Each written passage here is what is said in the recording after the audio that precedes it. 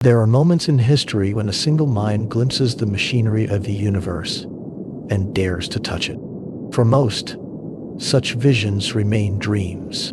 For one man, they became an obsession. In the pantheon of human genius, certain names echo across generations: Einstein, Newton, Da Vinci. But one stands apart, a man whose brilliance burned too brightly for the world that surrounded him. His name was Nikola Tesla, inventor, visionary, dreamer. He saw a future of boundless energy, of wireless power, of light drawn from the air itself. And he spent his life trying to build it with his bare hands.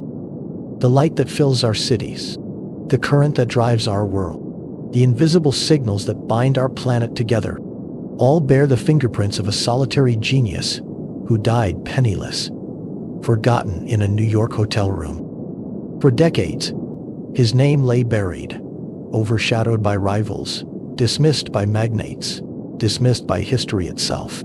But the future has a way of vindicating its prophets. And today, we live inside the dream Nikola Tesla once dared to imagine. This is not merely the story of invention. It is the story of imagination against industry, of purity against pragmatism, of a mind that saw the invisible and tried to give it form. It is the story of a war for the soul of modern power, of lightning tamed and unleashed, of triumph and tragedy. The future, as Tesla knew, begins with a single spark.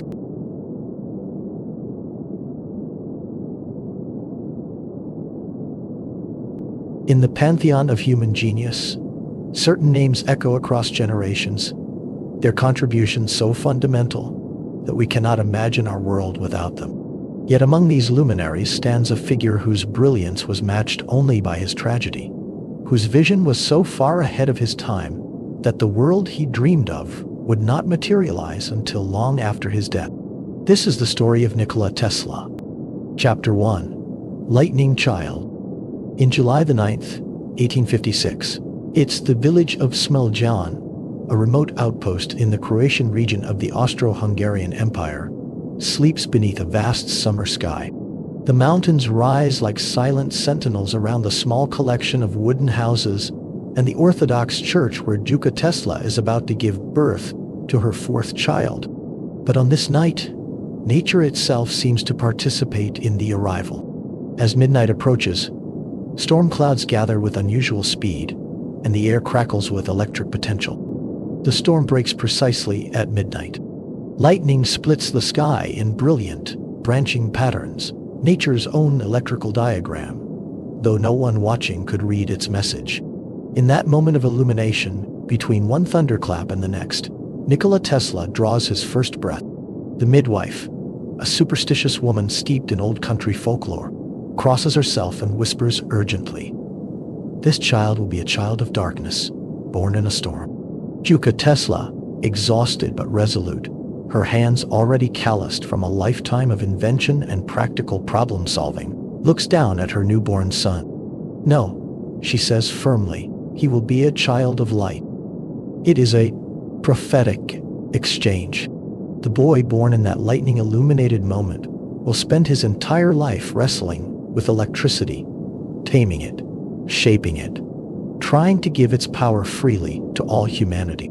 The darkness and the light, the storm and the calm, these dualities will define not just his birth, but his entire existence. Smiljan itself offers little promise for a future genius.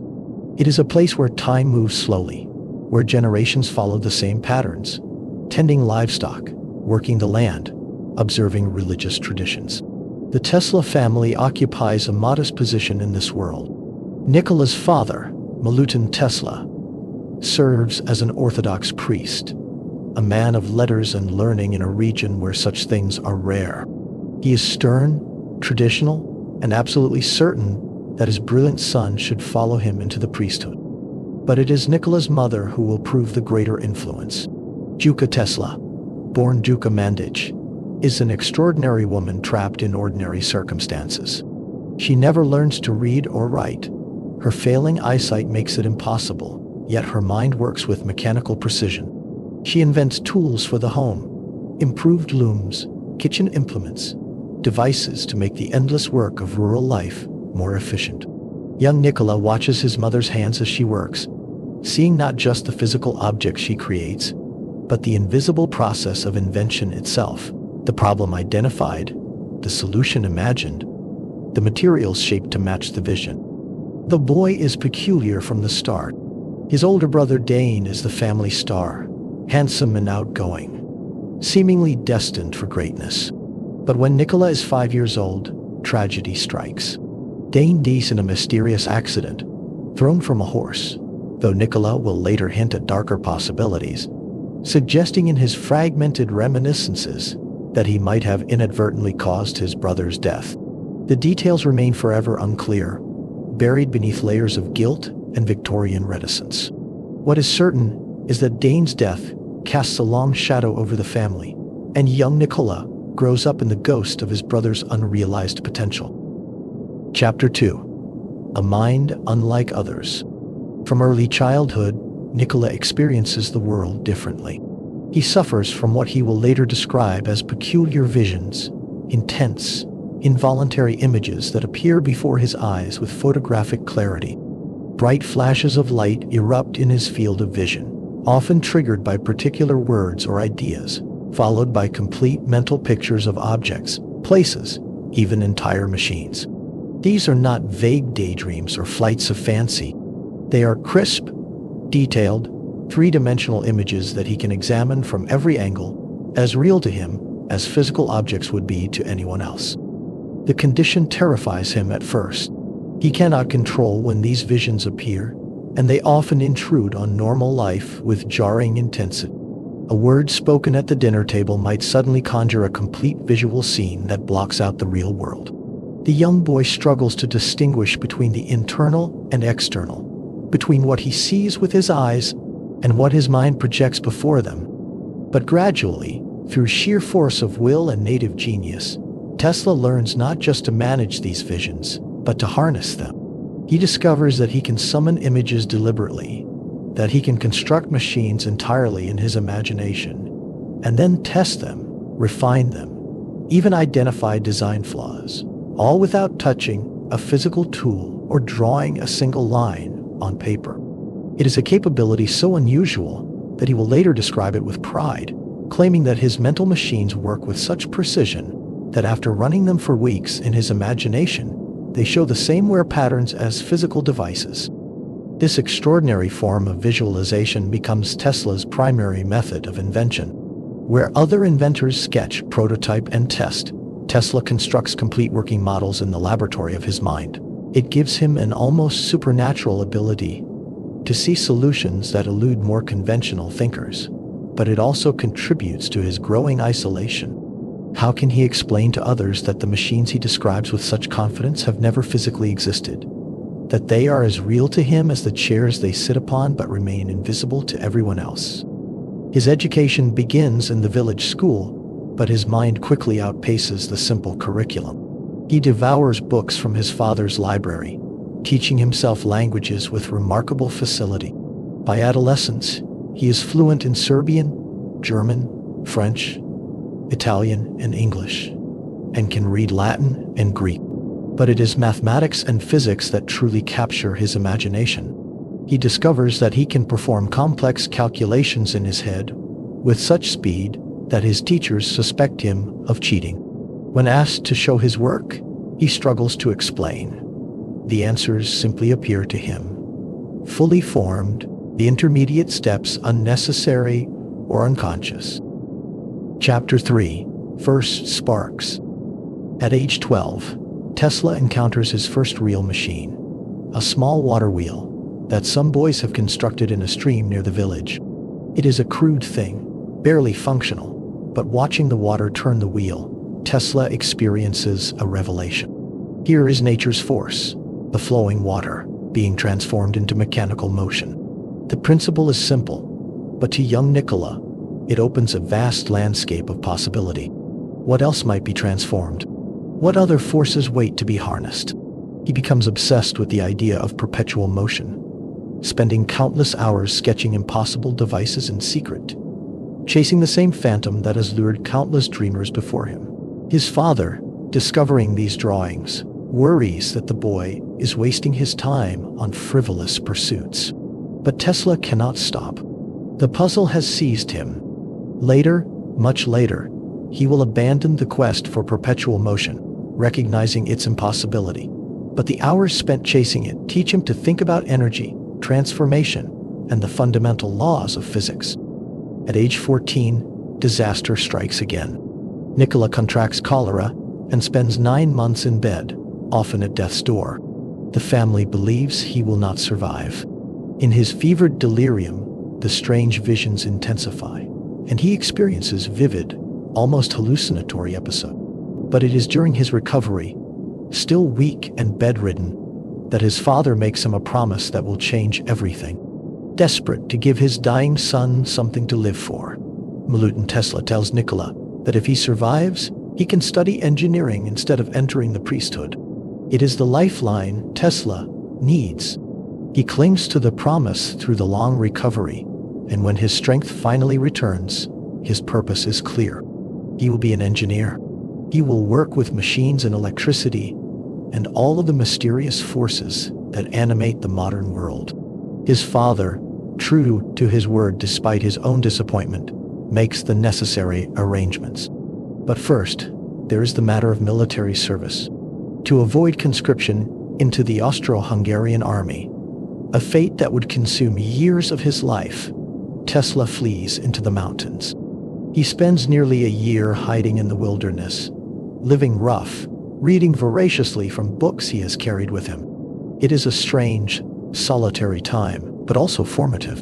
Alone with his thoughts and his books, his mind ranging freely across mathematics, physics, and philosophy, Tesla begins to develop the mental discipline that will serve him throughout his life. When he finally emerges, the danger of conscription has passed, and the way is clear. In 1875, at age 19, Nikola Tesla enrolls at the Austrian Polytechnic in Graz.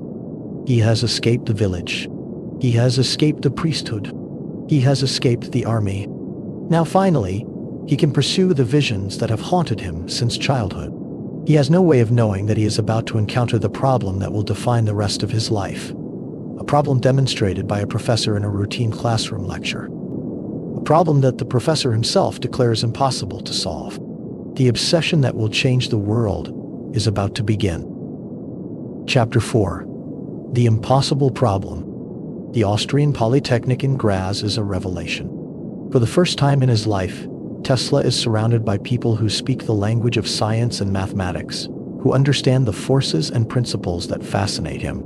The buildings house laboratories filled with equipment, classrooms where the latest discoveries are discussed, libraries stacked with technical journals and books.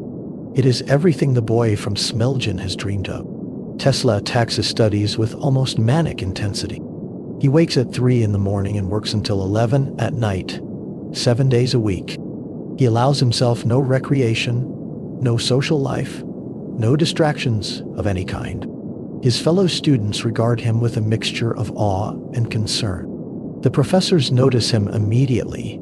Here is a mind of unusual power, capable of performing complex integrals without paper, able to speak fluently on subjects far beyond the basic curriculum. But it is in Professor Jakob Puschel's class that Tesla's future is decided. Professor Puschel is demonstrating a new Graham dynamo, a machine recently arrived from Paris. The dynamo is a modern marvel. It can generate direct current electricity, and with some modifications, it can also work as a motor, running on the same DC power it produces. But there is a problem, visible even in the demonstration. The motor requires a commutator, a mechanical switch that reverses the current direction as the motor spins. The commutator uses brushes that rub against rotating contacts, and as the motor runs, these brushes spark violently, throwing off showers of light and heat. Tesla, watching the demonstration with intense focus, sees the inefficiency immediately. The sparks represent wasted energy. The brushes and commutator are points of mechanical failure, parts that will wear out and need replacement. There must be a better way. Unable to contain himself, Tesla raises his hand, and suggests to Professor Puschel that the motor could be redesigned to run on alternating current, a current that switches direction on its own, eliminating the need for a mechanical commutator entirely. Professor Puschel's response is withering. He ridicules the suggestion in front of the entire class. Such a motor is impossible, he declares. It would require a rotating magnetic field, which cannot be created. The idea violates fundamental principles. Mr. Tesla may accomplish great things, the professor announces with acid condescension, but he certainly will never do this. It would be equivalent to converting a steadily pulling force like gravity into a rotary effort. It is a perpetual motion scheme, an impossible idea. For most students, such a public humiliation would end the matter. But Tesla is not most students. The professor's dismissal has the opposite of its intended effect. Instead of abandoning the idea, Tesla becomes consumed by it. An alternating current motor, a motor with no brushes, no commutator, no sparks. It must be possible. The conviction settles into his mind with absolute certainty. Somewhere in the laws of physics, somewhere in the mathematics of electromagnetism, the solution exists. He simply has to find it. The problem begins to haunt him. He thinks about it constantly, approaching it from every conceivable angle. He fills notebooks with calculations and diagrams. He constructs mental models of rotating fields and tests them against his understanding of electromagnetic theory. But the solution eludes him. The more he thinks about it, the more tangled and complex it becomes. His intense study schedule, already punishing, becomes completely unsustainable. By his third year, exhausted and frustrated, Tesla abandons his studies without completing his degree. He has learned everything the Polytechnic can teach him about the problem, but the problem remains unsolved. Chapter 5. The Wandering Years. What follows is a period of uncertainty and drift. Tesla briefly attends lectures at the Charles Ferdinand University in Prague, but his heart isn't in it. His mind remains fixed on the impossible motor, the problem that Professor Puschel declared could never be solved. Without the structure of formal education, Tesla finds himself adrift. He takes a job with the Central Telegraph Office in Budapest, recently opened as part of the expanding telegraph network connecting the cities of the empire. The work is undemanding, leaving his mind free to wrestle with the AC motor problem. But the obsession is taking a toll. Tesla begins experiencing strange symptoms, heightened sensitivity to sounds and light, episodes where his pulse races uncontrollably, mysterious pains and ailments that no doctor can diagnose. His friends worry that he is suffering a nervous breakdown, that his intense mental exertion has damaged something essential. Then, in February 1882, everything changes. Tesla is walking through the city park in Budapest with his friend Antal Szigeti, taking the evening air as the sun sets behind the buildings. He is reciting Goethe's Faust from memory, one of his favorite poems. He reaches the passage where Faust watches the sun setting and wishes for wings to follow it. The glow retreats. Done is the day of toil. It yonder hastes, new fields of life exploring. Ah, that no wing can lift me from the soil. Upon its track to follow, follow soaring. And in that moment, as the words leave his lips and the dying light slants golden across the park, the answer comes. It arrives not gradually, not through laborious calculation, but in a single, blinding flash of insight. Tesla stops dead in his tracks. His eyes go distant. Szigeti, now alarmed, asks Tesla, "What is wrong?" But Tesla doesn't answer. He is seeing something invisible to everyone else, a complete, perfect solution to the problem that has tormented him for years. "Watch me!" Tesla suddenly shouts, grabbing a stick from the ground. "Watch me reverse it." He begins sketching frantically in the dirt of the park path, not the halting sketches of someone working through an idea, but rapid, confident strokes that lay out a complete design. A rotating magnetic field. Two or more alternating currents, out of phase with each other, creating magnetic poles that move around the circumference of the motor. The rotor doesn't need to be connected to anything. No brushes, no commutator, no sparks. It simply sits in the center of this rotating field and is dragged along by it, like a stick caught in a whirlpool. It is brilliant. It is elegant. It is perfect. And it has appeared to Tesla not as the conclusion of a logical process, but as a complete vision, as real and solid as any physical object. In his mind's eye, he can see the motor running. He can see the magnetic field rotating. He can identify every component, calculate every specification. The 6 years of obsession have crystallized in an instant into a fully realized invention. But it exists only in his mind. He has no laboratory, no equipment, no funding to build a prototype. He is a telegraph clerk in Budapest, armed with nothing but a stick and a patch of disturbed earth that already shows the boot prints of passers-by. The greatest invention of the electrical age has just been born, and there is no one to see it, no one who can understand what has just happened, except the solitary genius, sketching in the dirt, as twilight deepens into night. Chapter 6. The Paris Interlude. Tesla knows what he has. He has solved the impossible problem. Now he needs someone with the resources and vision to build it. That someone, he hopes, will be the Continental Edison Company in Paris. Edison's name is already famous throughout Europe. His electric lighting systems are being installed in cities across the continent, and the Paris branch of his company is actively recruiting talented engineers. In 1882, Tesla makes his way to Paris and secures a position with Edison's company. It is not the creative role he had hoped for.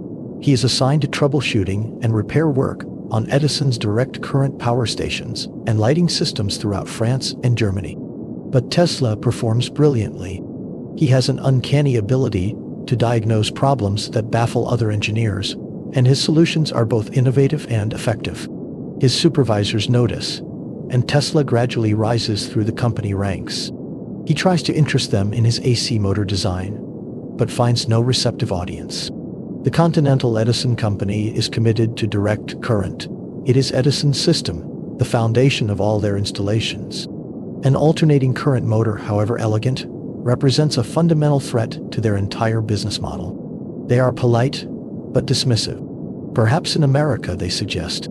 Perhaps if Tesla meets Edison himself, the great inventor will see the potential. Tesla's most significant achievement during his Paris years comes when the company sends him to Strasbourg to repair a damaged lighting plant at the new railway station. There has been an expensive mishap during the opening ceremony attended by the elderly Emperor William I. A short circuit caused a spectacular explosion that destroyed part of the station wall. The situation is delicate. The German government is furious, threatening to cancel their contracts with Edison's company. They need someone who can fix not just the technical problem, but also the political disaster. Tesla arrives in Strasbourg and quickly identifies the fault in the system design.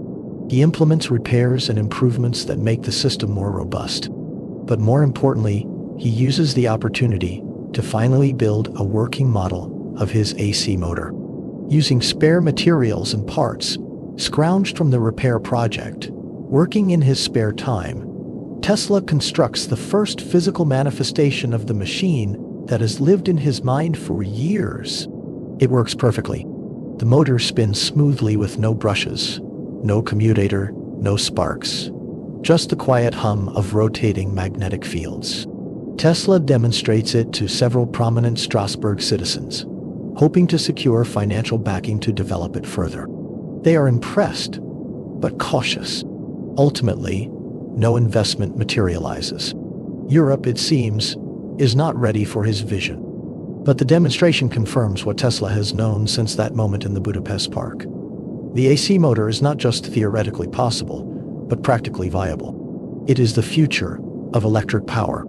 Now he just needs to find someone who can see what he sees, someone willing to bet on that future. His supervisors, perhaps feeling guilty that he has received so little recognition for his contributions, encourage him to go to America. Edison himself is there, building his empire from New York City. The letter of recommendation they provide is effusive.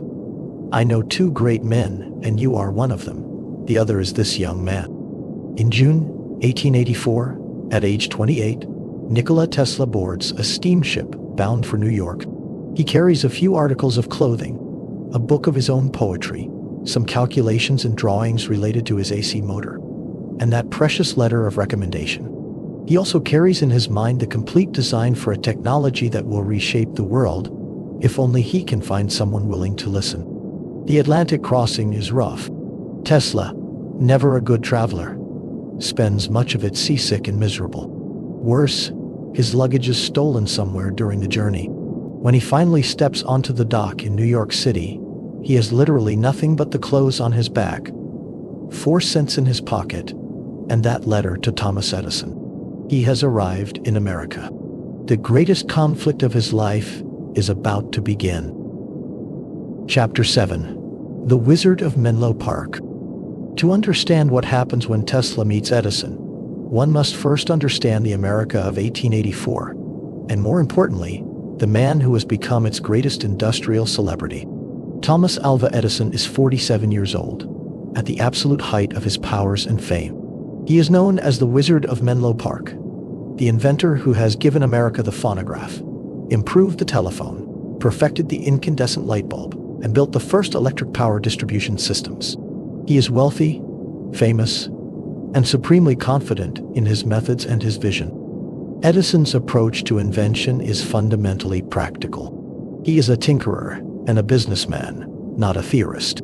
His laboratory at Menlo Park operates on the principle of systematic trial and error. When he wants to find the best filament for his light bulbs, he tests thousands of materials until he finds one that works. When asked about his many failures, he famously replies that he has not failed. He has merely found 10,000 ways that do not work. It is an approach that has served him remarkably well, generating patents by the dozens and practical devices that can be manufactured and sold. His electric lighting system is built entirely on direct current. DC electricity flows in one direction, from generator to device, like water through a pipe. It is simple, stable, and relatively safe at the low voltages Edison uses. He has installed his system in buildings throughout New York City, with central power stations distributing electricity through underground cables to homes and businesses.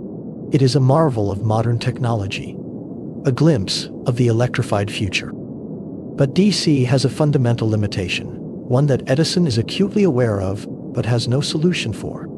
It cannot travel far. The resistance of the copper wires dissipates the electrical energy as heat, and the voltage drops rapidly with distance. Edison's power stations can effectively serve only customers within about 1 mile. To electrify a city requires building multiple power stations, each with its own generator, coal supply, and maintenance crew. It is expensive and inefficient, but it is the best system available. It is Edison's system, and he has built an empire upon it.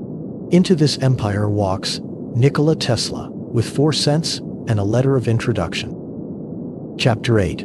The Meeting. The man who opens the letter is not the avuncular inventor of popular imagination. Edison in 1884 is exhausted. His first wife has recently died, leaving him with 3 children to care for.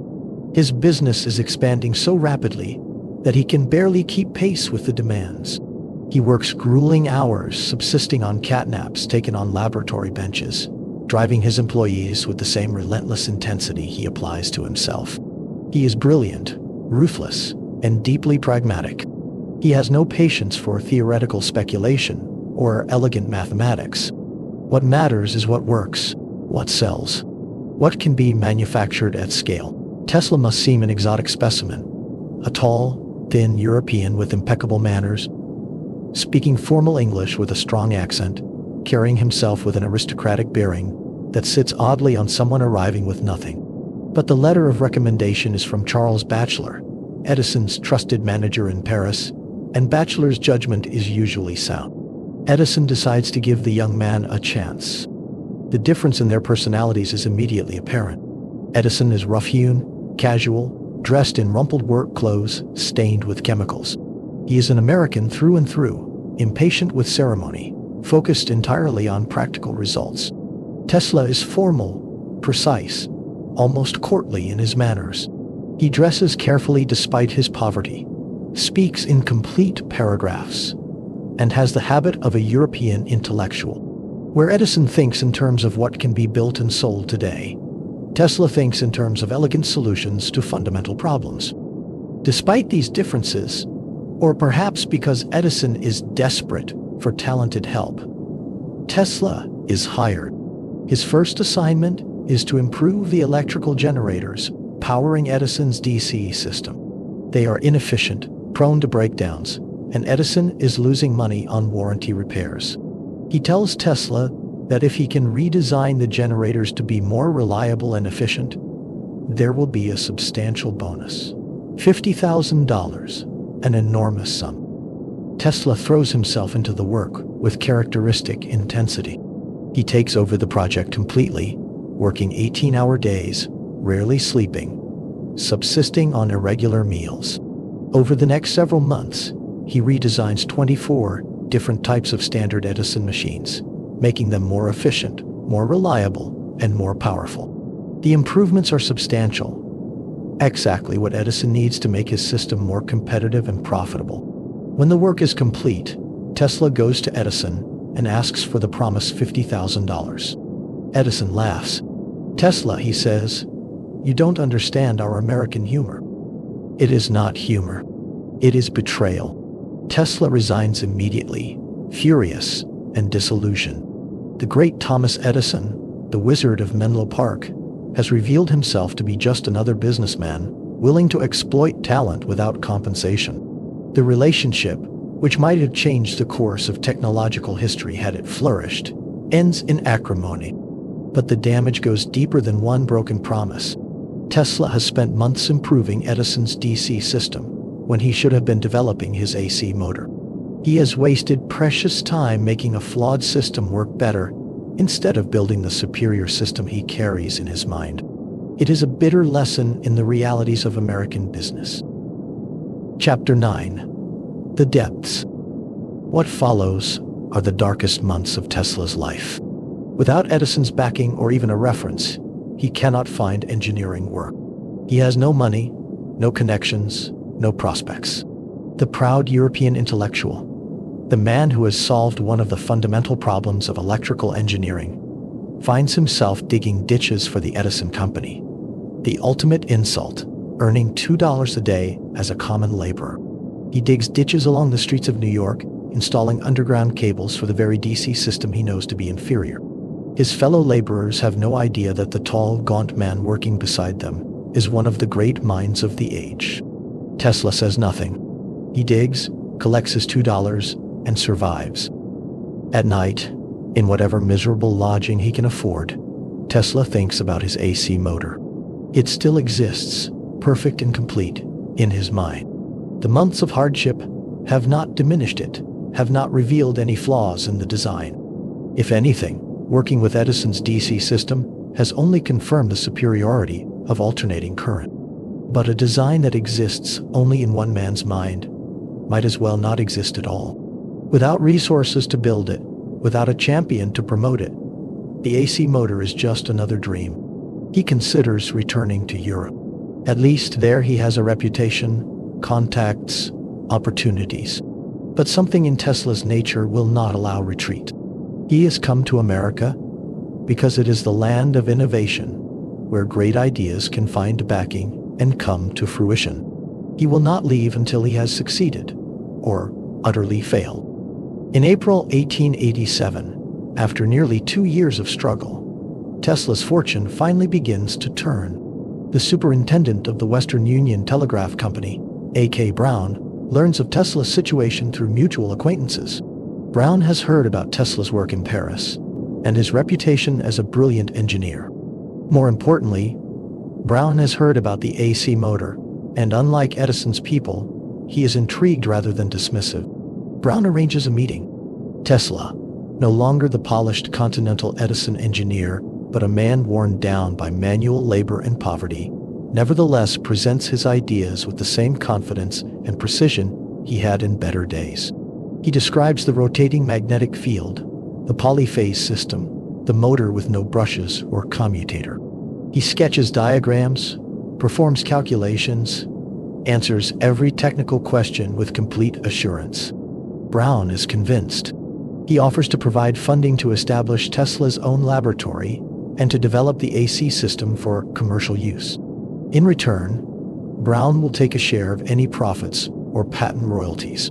It is not the most generous arrangement, but Tesla is in no position to negotiate. He accepts immediately. The Tesla Electric Company is born. Finally, after years of frustration, Tesla has the resources to bring his vision into physical reality. The motor that has existed in his mind since that sunset in Budapest, that has survived his poverty and humiliation, will finally be built. The invisible has begun its journey toward visibility. The future is about to arrive. Chapter 10. The Patent. The laboratory that A.K. Brown provides is modest but adequate. A small space on Liberty Street in Manhattan, equipped with workbenches, basic tools, and the electrical equipment necessary to construct and test Tesla's designs. For Tesla, after years of having nothing but his imagination, it might as well be paradise. He works with furious concentration, translating the mental models he has refined over 6 years into physical reality. It is a process that would normally take multiple iterations. Design, build, test, identify problems, redesign. But Tesla's mental prototypes have already gone through countless iterations. When he builds the physical motors, they work almost exactly as he had visualized them. The rotating magnetic field behaves precisely as his calculations predicted. The motor spins smoothly, quietly, efficiently. Everything a direct current motor is not. By October 1887, Tesla has developed a complete system. Motors of various types, generators, transformers, transmission equipment, everything necessary for a complete alternating current power system. On October 12th, he files his first major patent applications. Over the following months, he files dozens more, creating a comprehensive patent portfolio that covers every aspect of AC power generation, transmission, and utilization. The patents are remarkable not just for their scope, but for their fundamental innovation. Tesla has invented not just a motor, but an entire new approach to electrical power. His polyphase system uses multiple alternating currents out of phase with each other, creating smooth, continuous rotation. His transformers can step voltage up for efficient long-distance transmission, then step it back down for safe use. His whole system is more efficient, more versatile, and more scalable than anything Edison has built. In May 1888, Tesla gets his opportunity to announce his achievement to the scientific world. He is invited to lecture at the American Institute of Electrical Engineers at Columbia College. It is a prestigious venue, attended by the leading electrical engineers and scientists in America. Tesla, who has been a nobody, a ditch digger, now stands before them as the inventor of a revolutionary new technology. His lecture, A New System of Alternate Current Motors and Transformers, is a masterpiece of clear scientific communication. He explains the principle of the rotating magnetic field, demonstrates working models of his motors, and presents the complete specifications for a practical AC power system. The audience is stunned. Here, fully formed and documented, is the solution to problems that have plagued electrical engineers for years. Among the audience members is one whose attention Tesla has particularly captured: George Westinghouse. Chapter 11. Westinghouse. George Westinghouse is a very different man from Thomas Edison. Like Edison, he is an inventor and industrialist, but his approach and temperament are nearly opposite. Westinghouse made his fortune on railroad air brakes and natural gas distribution systems. He understands complex systems, thinks in terms of infrastructure and long-term development, and has the patience for projects that may take years to mature. Where Edison is intuitive and empirical, Westinghouse is methodical and analytical. Where Edison is a showman, Westinghouse is a businessman. Most importantly, Westinghouse is already committed to alternating current. He has been developing his own AC lighting systems, recognizing the fundamental advantage of being able to transmit power over long distances. But he lacks an efficient AC motor, the missing piece that would make AC competitive not just for lighting, but for the industrial applications that consume the most power. Tesla's demonstration is exactly what Westinghouse has been waiting for. Within days of the lecture, Westinghouse representatives contact Tesla with an offer. Westinghouse will purchase the rights to Tesla's polyphase patents. The terms are generous: $60,000 in cash, plus royalties on every AC horsepower sold. If the technology succeeds on the scale Tesla envisions, those royalties could make him one of the wealthiest men in America. Tesla accepts. Finally, his invention has found a champion with the resources and commitment to bring it to market. The Tesla polyphase system becomes the Westinghouse AC system. Tesla himself is hired as a consultant, working with Westinghouse engineers to adapt the designs for mass production. It is everything Tesla has worked toward since that moment in the Budapest Park. But if Tesla and Westinghouse are celebrating their partnership, Edison is watching with growing alarm. The threat is existential. If AC becomes the standard for electrical power, Edison's entire DC empire, the power stations, the patents, the installed infrastructure, becomes obsolete overnight. Edison has too much invested, too much at stake, to let that happen without a fight. The war of currents is about to begin in earnest, and Edison, for all his genius, is about to reveal the lengths to which he will go to protect his commercial interests.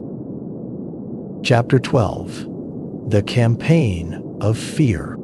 Edison's strategy is simple: make the public terrified of alternating current.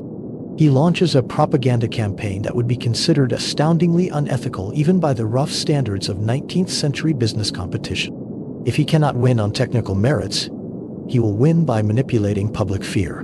The campaign begins with pamphlets and newspaper articles warning of AC's dangers. Edison's people write under pseudonyms, claiming to be concerned citizens or independent experts. They spread stories of AC electrical accidents, often exaggerated or entirely fabricated. They warn that AC power lines will kill children, burn down houses, electrocute unwary workers. The message is consistent. Direct current is safe, controllable, trustworthy. Alternating current is dangerous, unpredictable, deadly. But Edison doesn't stop with words. He begins conducting public demonstrations of AC's lethality. His employees stage elaborate shows where they use AC electricity to kill animals. First small creatures like dogs and cats, purchased from local pounds, then larger ones.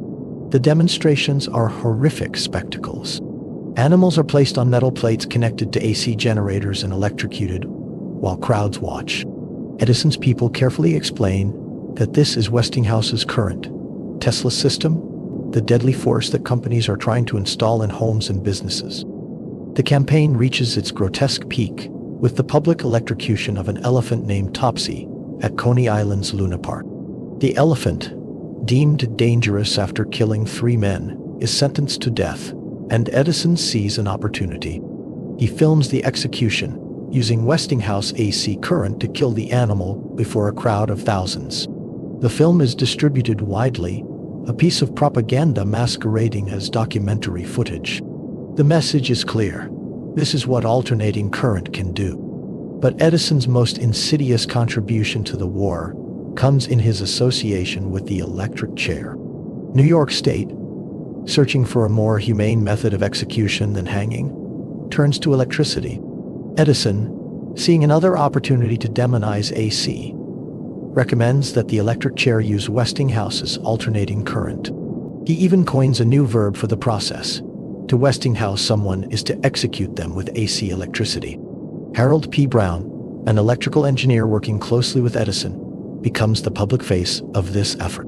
He conducts demonstrations before state officials, electrocuting animals with AC, while showing that DC requires much higher voltages to achieve the same lethal effect. The demonstrations are scientifically dubious. Brown manipulates voltages and conditions to achieve his desired results, but they are effective theater. On August 6, 1890, William Kemmler becomes the first person executed by electric chair, killed by Westinghouse AC current at Auburn Prison in New York. The execution is botched. Kemmler survives the first jolt and must be electrocuted a second time, the smell of burning flesh filling the chamber. It is gruesome, horrifying, and exactly what Edison wants. Newspapers across the country report on the Westinghouse execution.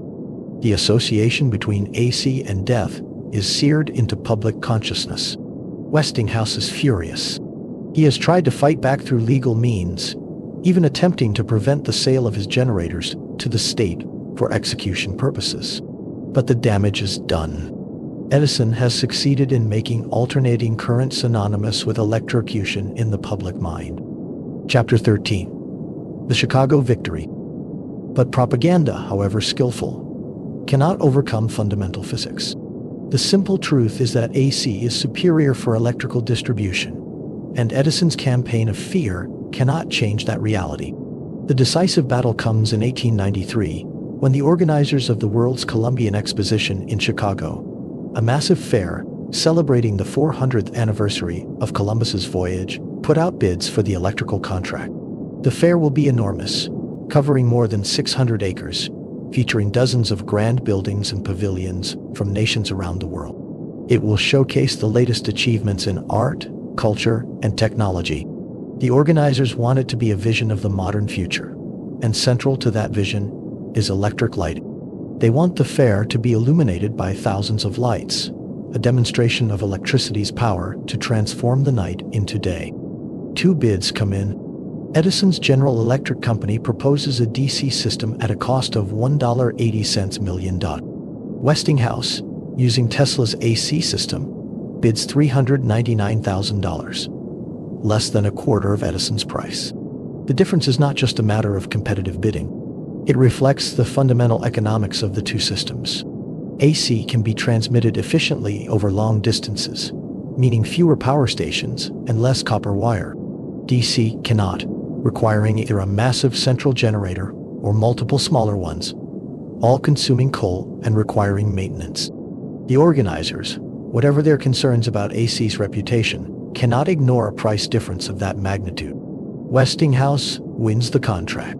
Edison's company, desperate not to lose entirely, challenges Westinghouse's patents on the light bulb design, forcing Westinghouse to develop a new bulb specifically for the fair. But these are delaying tactics. The fundamental decision has been made. The World's Fair will run on Tesla's alternating current. The fair opens on May 1st, 1893. President Grover Cleveland inaugurates it by pressing a telegraph key that sends a signal to the machinery hall, where Tesla's AC generators roar to life. Instantly, 100,000 incandescent lamps blaze across the fairgrounds. The effect is magical, transforming the White City, as the fair's neoclassical buildings are called, into a palace of light. Visitors from around the world, many seeing electric lighting for the first time, stand in amazed silence. At the Electricity Building, Westinghouse has constructed a massive display showcasing the AC system. Tesla himself is often present, demonstrating his motors and explaining the principles of alternating current to fascinated crowds. He performs demonstrations that seem almost supernatural, holding fluorescent tubes that light up in his hands without any visible connection, passing high voltage, high-frequency AC current through his own body without harm, creating artificial lightning with his Tesla coil. These demonstrations serve a crucial purpose beyond entertainment. They show that AC electricity, handled properly, is not the monster Edison has portrayed. Tesla, calm and professional, explains the difference between voltage, current, and frequency. He shows how high-frequency AC is actually safer than DC at similar voltages, how the human body responds differently to different types of electrical current. He is demystifying electricity, turning it from something to be feared into something to be understood and utilized. The fair runs for 6 months, from May to October 1893. During that time, more than 27 million people visit, an enormous number representing a significant fraction of the entire U.S. population. Almost everyone who attends sees the AC system in operation. They see it working reliably, safely, and magnificently. They see the future, and it runs on Tesla's technology. When the fair closes, the verdict is clear. The war of currents is effectively over. Westinghouse and Tesla have won. Edison's propaganda campaign has failed. Within a few years, Edison's own company will quietly abandon DC in favor of AC for long-distance power transmission. The standard that will electrify the world, that will power cities and industries and homes for the next century and beyond, will be alternating current. But the most decisive victory is still to come, and it will be won at one of nature's most spectacular sites. Chapter 14. Harnessing Niagara. Niagara Falls represents both a spectacular natural wonder and an enormous waste. Millions of gallons of water plunge over the falls every minute, representing a colossal amount of kinetic energy that simply dissipates into mist and thunder. For years, engineers and industrialists have dreamed of harnessing that power, but the technical challenges are daunting. Any power system would need to generate electricity at the falls and then transmit it to Buffalo, over 20 miles away, where it could be sold to industries and residents. 20 miles. With Edison's DC system, it is impossible. The voltage drop over that distance would be so severe that almost no usable power would reach Buffalo. The only way to make it work would be to build the factories right at the falls themselves, which presents its own problems. But with AC, with the ability to step voltage up for efficient transmission and then step it back down for use, 20 miles is manageable. The Niagara Falls Power Company, backed by some of the wealthiest financiers in America, announces a competition to design the power system. Proposals come in from around the world, various schemes using compressed air, hydraulic systems, even experimental designs involving entirely new principles. But the commission overseeing the project, which includes Lord Kelvin, one of the most respected scientists in the world, ultimately recommends Tesla's polyphase AC system. Westinghouse wins the contract. Construction begins in 1893 and takes 3 years. 3 years of drilling through solid rock, installing massive turbines, stringing power lines through the countryside, building the transformers and the switchgear that will control the system. It is an engineering project on a scale never before attempted. Tesla visits the site during construction, consulting on technical details, making adjustments to his designs to accommodate the massive scale of the installation. Each of the generators is larger than anything he has built before, capable of producing 5,000 horsepower, an almost unimaginable amount of power. If the system fails, if the generators prove unreliable or the transmission lines cannot carry the load, it will be a catastrophic and very public failure for AC technology. On November 16, 1896, the switch is finally thrown. The great turbines, driven by Niagara's plunging water, begin to spin. The generators, built to Tesla's specifications, convert that mechanical rotation into electrical current.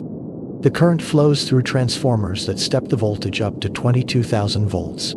The high-voltage electricity races through transmission lines to Buffalo, where more transformers step it back down to usable levels. And it works. It works perfectly.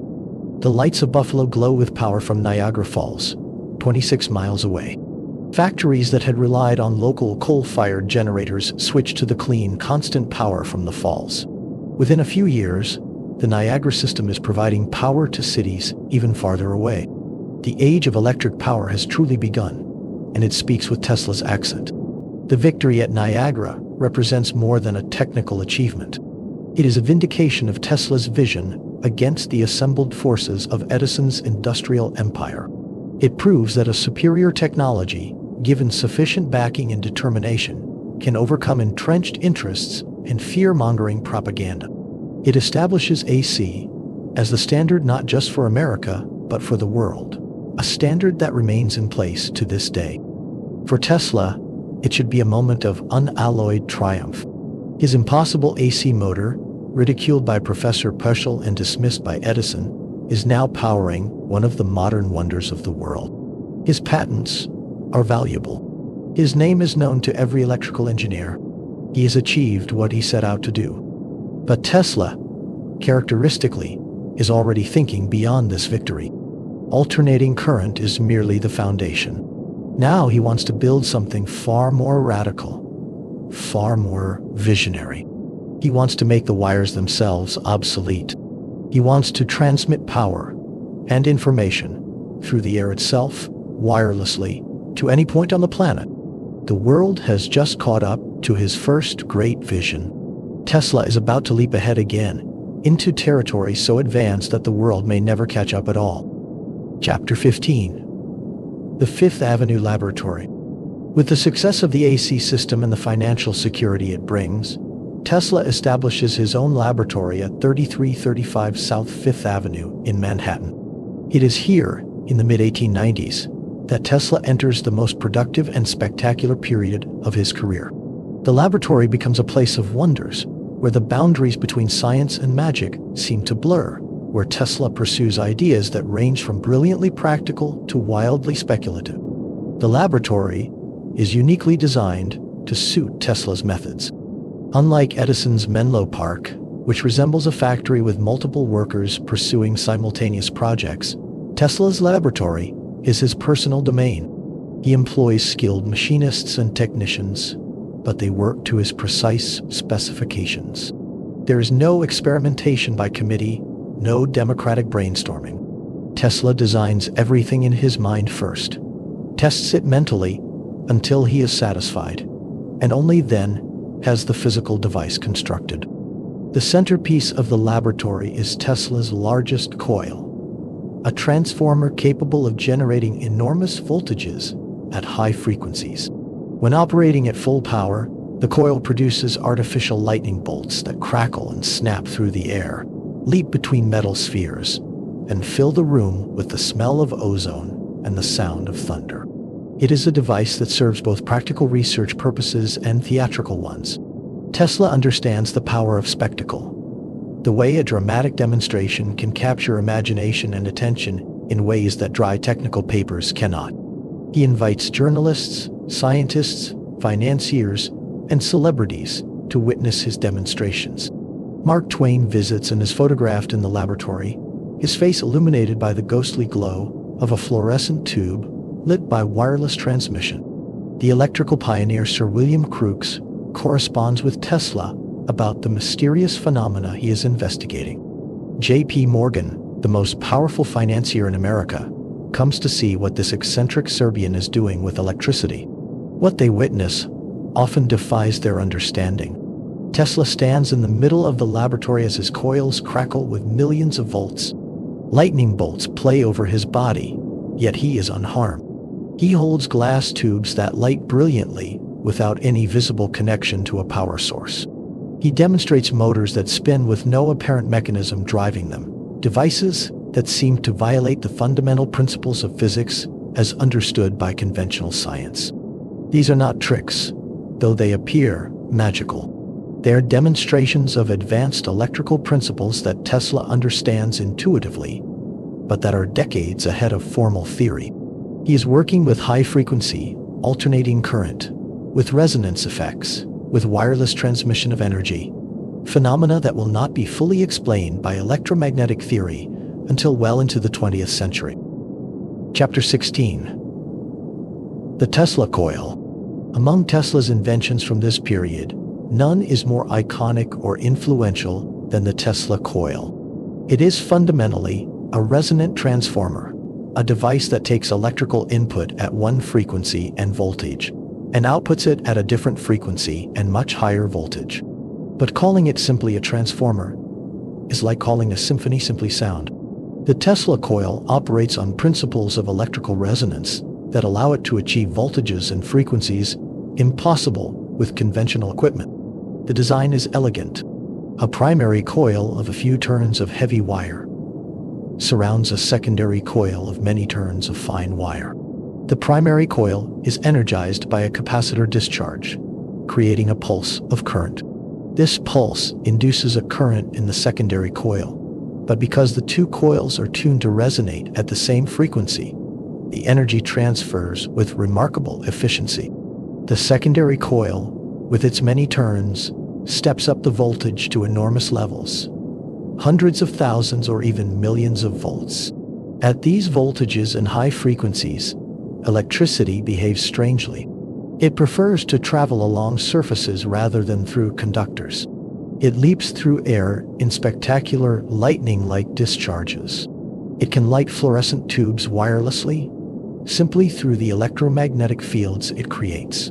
Tesla uses these properties to investigate wireless transmission of energy, radio communication, and the nature of atmospheric electricity. The Tesla Coil becomes not just a laboratory instrument, but an icon of mad scientist aesthetics.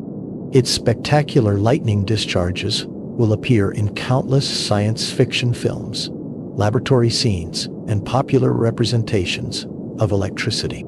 Even today, over a century later, Tesla coils are built by hobbyists and displayed at science museums, still capable of drawing crowds who watch in fascination as artificial lightning crackles between terminals. But for Tesla, the coil is not a toy or a demonstration device.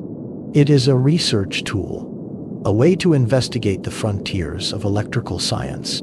He uses it to study the properties of high-frequency current, to investigate the ionization of gases, to explore the possibility of wireless power transmission. Each experiment, each observation, feeds into the larger vision that is forming in his mind.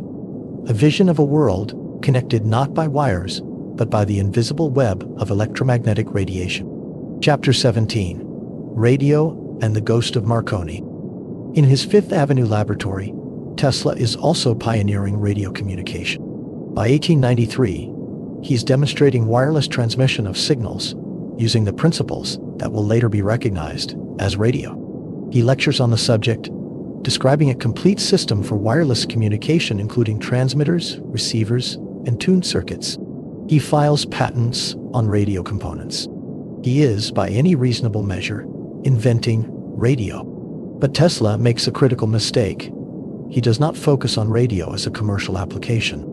For him, it is simply one aspect of the larger project of wireless transmission. He is more interested in transmitting power than information, more fascinated by the possibility of broadcasting energy around the world than by sending Morse code messages between 2 points. Radio for Tesla is almost a distraction from the grander vision.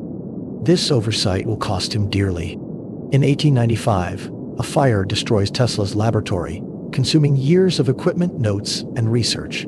It is a devastating blow, setting him back just as he is making his most important advances. While Tesla is recovering and rebuilding, a young Italian inventor named Guglielmo Marconi begins experimenting with wireless transmission. Marconi is not the theorist that Tesla is. His understanding of the physics is less sophisticated, his designs less elegant.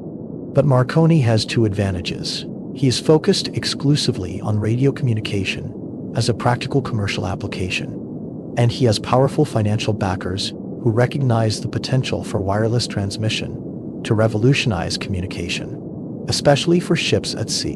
In 1897, Marconi files his first radio patents. He begins demonstrating wireless transmission over increasing distances, capturing public attention and securing lucrative contracts. The press hails him as the inventor of radio, despite Tesla's earlier work and more comprehensive understanding of the principles involved. Tesla is outraged but also somewhat dismissive. Marconi's radio, he points out, uses 17 of Tesla's patents. Marconi is building on Tesla's foundation, whether he acknowledges it or not. Tesla believes that when the legal situation is sorted out, his priority will be recognized and his patents will be upheld. He is right, but it will take decades. In 1943, the Supreme Court will finally rule that Tesla's patents have priority over Marconi's, officially recognizing Tesla as the inventor of radio. But this vindication will come just months after Tesla's death, too late to restore the fortune and recognition that should have been his during his lifetime. The Marconi situation embodies one of Tesla's great weaknesses. He is brilliant at invention, but poor at commercialization. He sees the ultimate potential of technologies, but often fails to develop the intermediate applications that could generate income and support further research.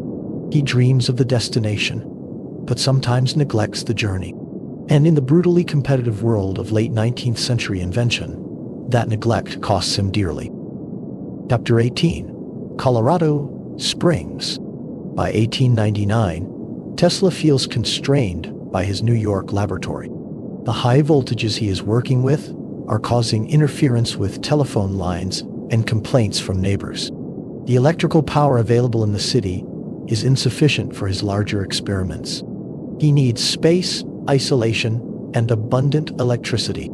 He needs room to build something unprecedented. He chooses Colorado Springs, a city at the base of Pikes Peak, 6,000 feet above sea level. The altitude means thinner air, which is more easily ionized, useful for his experiments with electrical discharges. The Colorado Springs Electric Company, eager for the publicity of hosting the famous inventor, offers him free electrical power. Local businessmen, hoping Tesla's presence will attract attention and investment, provide land and support. Tesla arrives in May 1899 and immediately begins construction of his experimental station. It is unlike anything Colorado Springs has ever seen, a large wooden structure topped by a 142-foot mast, supporting a copper sphere 3 feet in diameter. Inside the building is the largest Tesla coil ever constructed, capable of generating over 12 million volts. The entire structure is designed as a massive wireless transmission station, an experimental prototype for the global system Tesla envisions. The coil, when operating at full power, produces lightning bolts over 130 feet long, the longest artificial electrical discharges ever created up to that time. The thunder from these discharges can be heard 15 miles away in Cripple Creek. The electromagnetic pulses are so strong that they cause sparks to jump from waterline taps throughout Colorado Springs. Light bulbs glow spontaneously when held near the laboratory. Horses in the livery stable across the street receive shocks through their metal shoes. But Tesla is not creating these spectacular effects merely for show. He is conducting systematic experiments on wireless power transmission, on the electrical properties of the Earth, on what he calls standing waves, resonant patterns in the Earth's electrical field that he believes can be used to transmit power globally. He is also attempting to investigate atmospheric electricity, the natural electrical phenomena that occur in the upper atmosphere. One of his most intriguing claims from this period is that he receives signals that he believes originate from beyond Earth, possibly from Mars or Venus.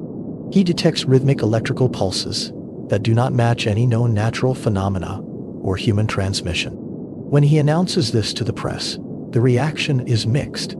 Some newspapers treat it seriously, discussing the possibility of communication with other planets. Others mock him as a publicity-seeking eccentric. In retrospect, Tesla was almost certainly detecting natural radio emissions from space, phenomena that would not be systematically studied until the birth of radio astronomy decades later. But the damage to his reputation is real. The claim of extraterrestrial signals becomes one of the pieces of evidence that Tesla is losing his grip on reality, that his genius is curdling into madness. Tesla remains in Colorado Springs for 9 months, conducting over 500 experiments, filling hundreds of pages with observations and calculations. He believes he has proven that wireless power transmission is possible, that the Earth itself can be used as a conductor, that energy can be broadcast to any point on the planet using resonance effects. He has verified to his own satisfaction the fundamental principles that will guide his greatest project. In January 1900, Tesla returns to New York. He has accomplished what he set out to do in Colorado, but he's also generated new controversies and damaged his public image.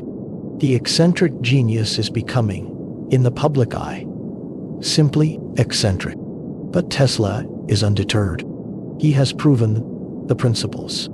Now he must build the system at full scale. He is about to attempt his most ambitious project, a project so grand, so far ahead of its time, that its failure will haunt him for the rest of his life.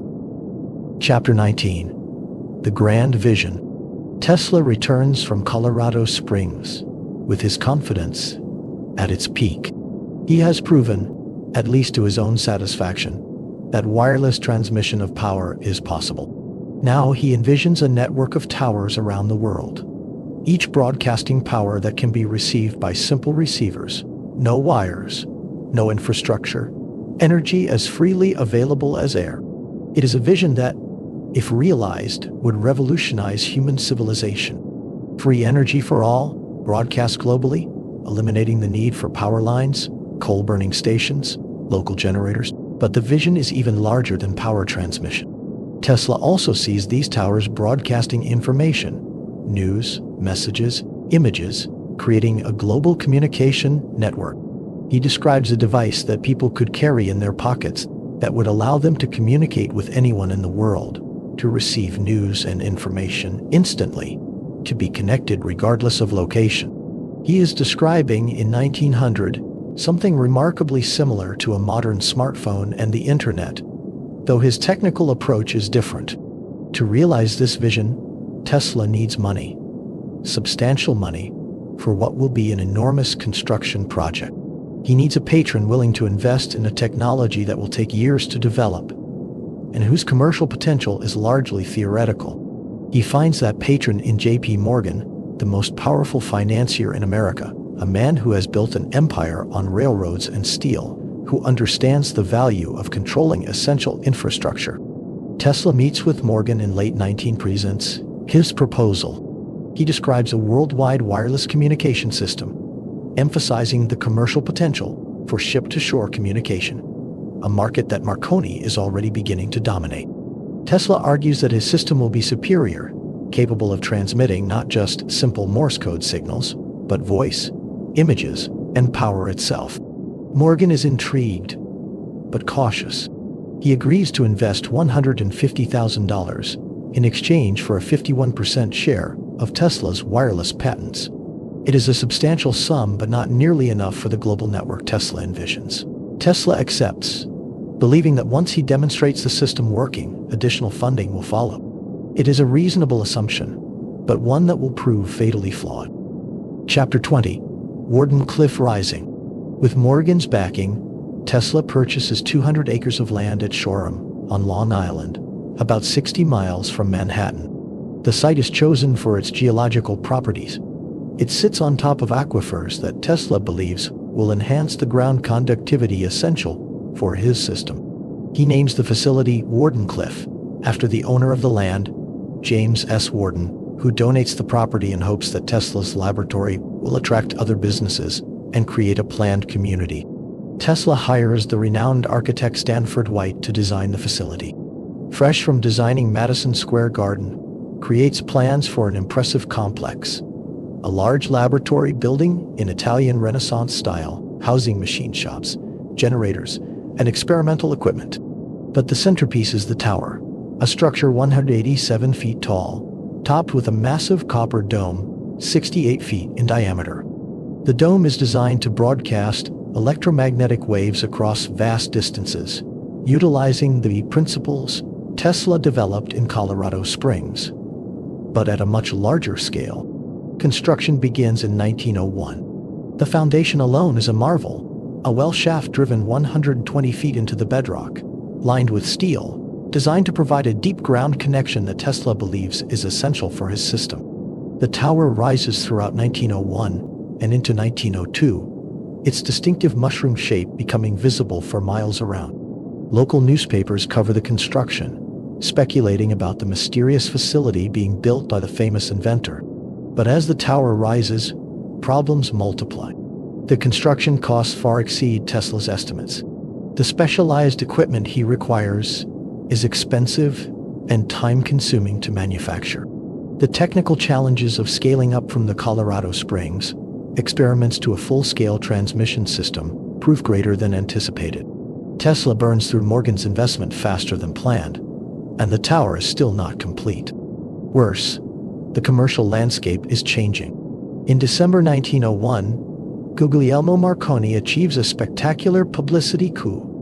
He successfully transmits a radio signal across the Atlantic Ocean from Cornwall, England, to Newfoundland, Canada. It is a distance of over 2,000 miles, achieved with relatively simple equipment. The press proclaims Marconi the king of wireless communication. Investors flock to his company.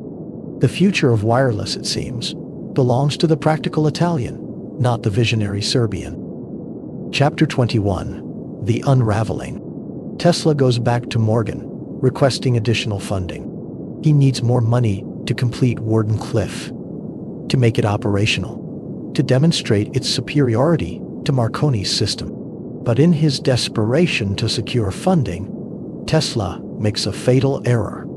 He reveals the true scope of his ambitions. He tells Morgan that Wardencliff is not just a communication system. It is a power transmission system designed to broadcast free energy to the entire world. Morgan's response is immediate and devastating. He refuses further investment. The reason is brutally simple. How do you meter free energy? How do you profit from power that is available to anyone with a receiver? Morgan has built his fortune on controlling resources and infrastructure, railroads, steel mills, electrical utilities. The idea of energy that cannot be metered, cannot be controlled, cannot be monopolized, is anathema to everything he represents. Tesla tries other investors. He writes letters, gives interviews, makes promises. But the wireless market now belongs to Marconi, whose more modest and practical approach is generating actual revenue from ship-to-shore communications. Tesla's grander vision seems increasingly unrealistic, more dream than viable business plan. No one is willing to invest the substantial sums needed to complete Wardencliff. By 1903, construction has stalled. The tower stands incomplete, its equipment only partially installed. Tesla continues to work at the site with a skeleton crew, conducting experiments when he can scrape together funding for materials and power. On a few occasions, the tower is powered up, and witnesses report seeing spectacular electrical discharges from the dome, lighting up the night sky. But these demonstrations lead nowhere. The investors stay away. The financial pressure crushes Tesla. He has invested his own money, including royalties from his AC patents, into Wardencliff. He has taken on substantial debt. The property taxes on the facility are mounting. His other business ventures are failing or barely breaking even. The man who could have been wealthy from his AC patents alone is sliding toward bankruptcy. In 1904, the U.S. Patent Office reverses its previous decisions and grants Marconi a patent for radio, despite the fact that Marconi's system uses multiple Tesla patents. The decision is widely believed to be influenced by Marconi's powerful financial backers, including Andrew Carnegie and Thomas Edison. For Tesla, it is another devastating blow. Not only is he losing the commercial race to Marconi, but he is also losing the recognition for his pioneering work. By 1906, Tesla can no longer afford even the minimal staff at Wardencliff. The facility essentially shuts down, though Tesla keeps ownership of the property, unable to sell it, but also unable to complete or operate it. The tower stands as a monument to what might have been, a cathedral to a future that failed to arrive. Looking at the incomplete Wardencliff Tower, one sees more than just an abandoned construction project. One sees the collision between visionary genius and commercial reality, between the desire to give freely and the necessity to profit, between the future as Tesla imagined it and the future that actually emerged. The tower is beautiful in its way, its distinctive shape striking against the Long Island sky. But it is also tragic, a physical manifestation of dreams that soared too high, too far, too fast for the world to follow. Chapter 22. Theoretical vindication, practical failure. In later years, as radio astronomy and advanced electromagnetic theory developed, scientists would realize that many of Tesla's ideas about wireless transmission were essentially correct. His understanding of Earth resonance, of using the planet itself as a conductor, of broadcasting power using standing waves, these were not fantasies but genuine phenomena, ahead of their time. The technical challenge was not that wireless power transmission is impossible. It is possible, and modern demonstrations have proven it at small scales.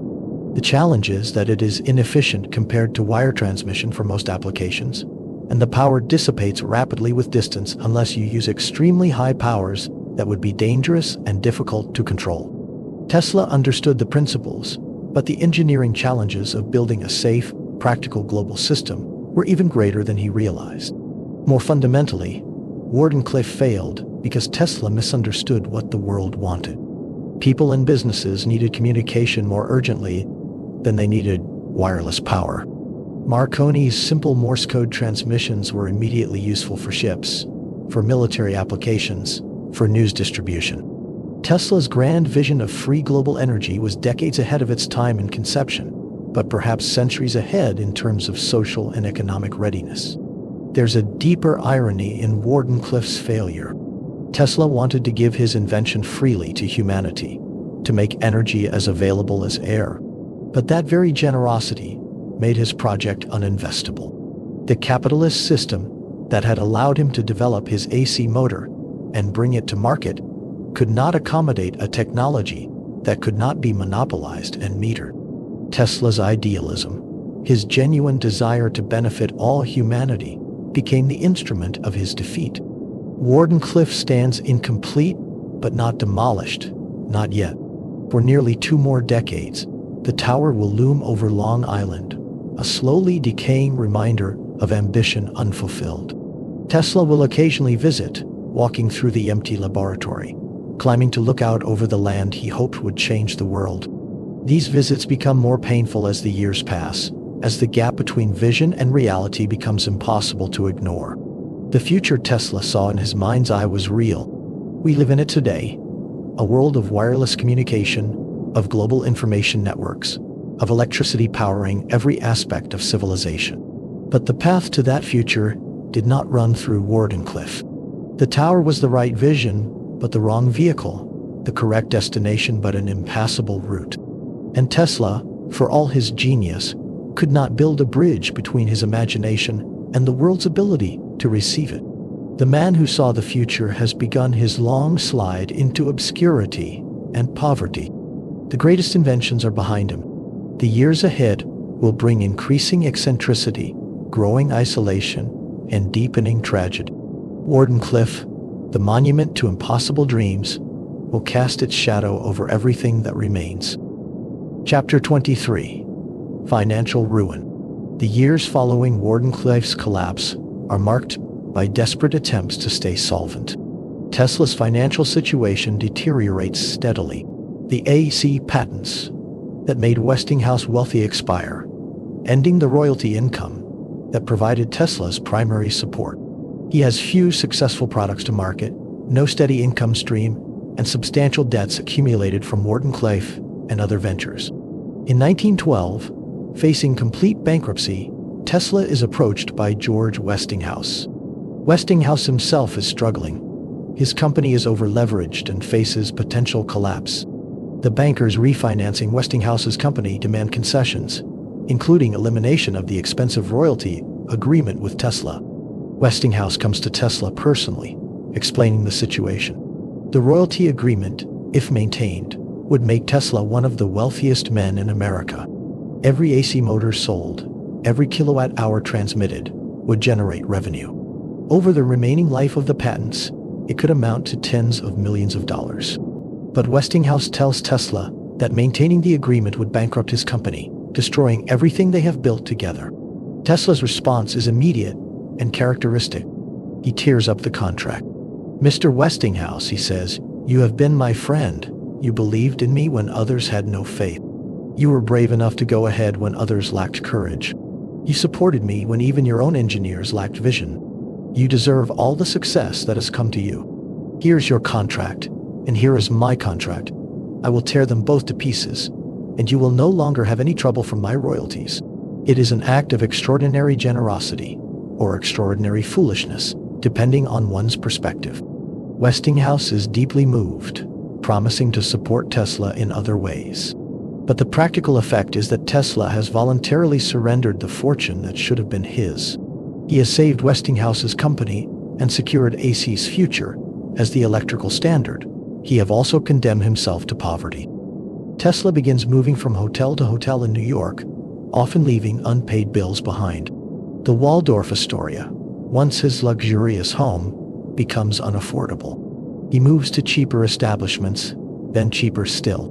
His belongings, including laboratory equipment and papers, are often seized by hotel managers for unpaid rent. Loyal friends occasionally pay his debts and recover his possessions, but the cycle repeats. Despite his poverty, Tesla maintains certain eccentricities and standards. He continues to dress formally, keeps himself immaculately groomed, dines at fine restaurants even when he cannot pay the bill. His pride will not allow him to appear as the pauper he has become. He maintains the facade of the distinguished scientist and gentleman inventor, even as the reality crumbles beneath him. Chapter 24. The Eccentric Hermit. As Tesla's financial situation deteriorates, his behavior becomes increasingly unusual. The peculiarities that were always present, his acute sensitivities, his precise habits, his solitary nature, intensify into full-blown eccentricities that mark him, in the public eye, as odd and perhaps mentally unstable. His sensitivity to sensory input, always pronounced, becomes extreme. He cannot tolerate the touch of hair or round objects. The sight of pearls worn by women causes him physical discomfort. He becomes obsessed with the number 3 and its multiples. He must walk around a building 3 times before entering. He uses 18 napkins at each meal, 3 sets of 6. He counts his steps to ensure they are divisible by 3. These compulsions are consistent with what would now be recognized as obsessive-compulsive disorder. But in the early 20th century, they simply mark him as increasingly strange. He develops an intense relationship with pigeons. Beginning around 19, intensifying through the following decades, Tesla spends hours each day feeding pigeons in New York City parks and from his hotel windows. He cares for injured birds in his room, spending money he doesn't have on seed and medical care. He claims to understand them, to communicate with them in ways that others cannot. To his contemporaries, this behavior seems like madness, or at least severe eccentricity. But there may be more to it than simple oddness. Tesla has always been isolated, has always found human relationships difficult and unsatisfying. His work has been his primary relationship, his inventions, his children. As his career collapses and his isolation deepens, the pigeons offer something he desperately needs: beings that accept his care without judgment, creatures that come to him reliably, relationships that are simple and uncomplicated by the disappointments and betrayals that have marked his human interaction. He describes one pigeon in particular with language that seems almost romantic. "I loved that pigeon as a man loves a woman," he tells one interviewer, "and she loved me. As long as I had her, there was purpose to my life." He describes how the bird would fly to his window, no matter where he was staying, how she would comfort him during his darkest periods. When she dies, Tesla experiences it as a devastating personal loss. "When she died, something went out of my life," he says. "I knew my life's work was finished." Chapter 25. The Inventor Who Lived Too Long. Yet even in decline, even in poverty and isolation, Tesla's mind continues to generate ideas. Throughout the 1910s, 1920s, and 1930s, he announces inventions and discoveries that range from plausible to fantastic. Some are grounded in real research.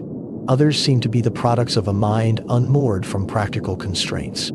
He claims to have invented a death ray, a directed energy weapon that can destroy aircraft at hundreds of miles distance.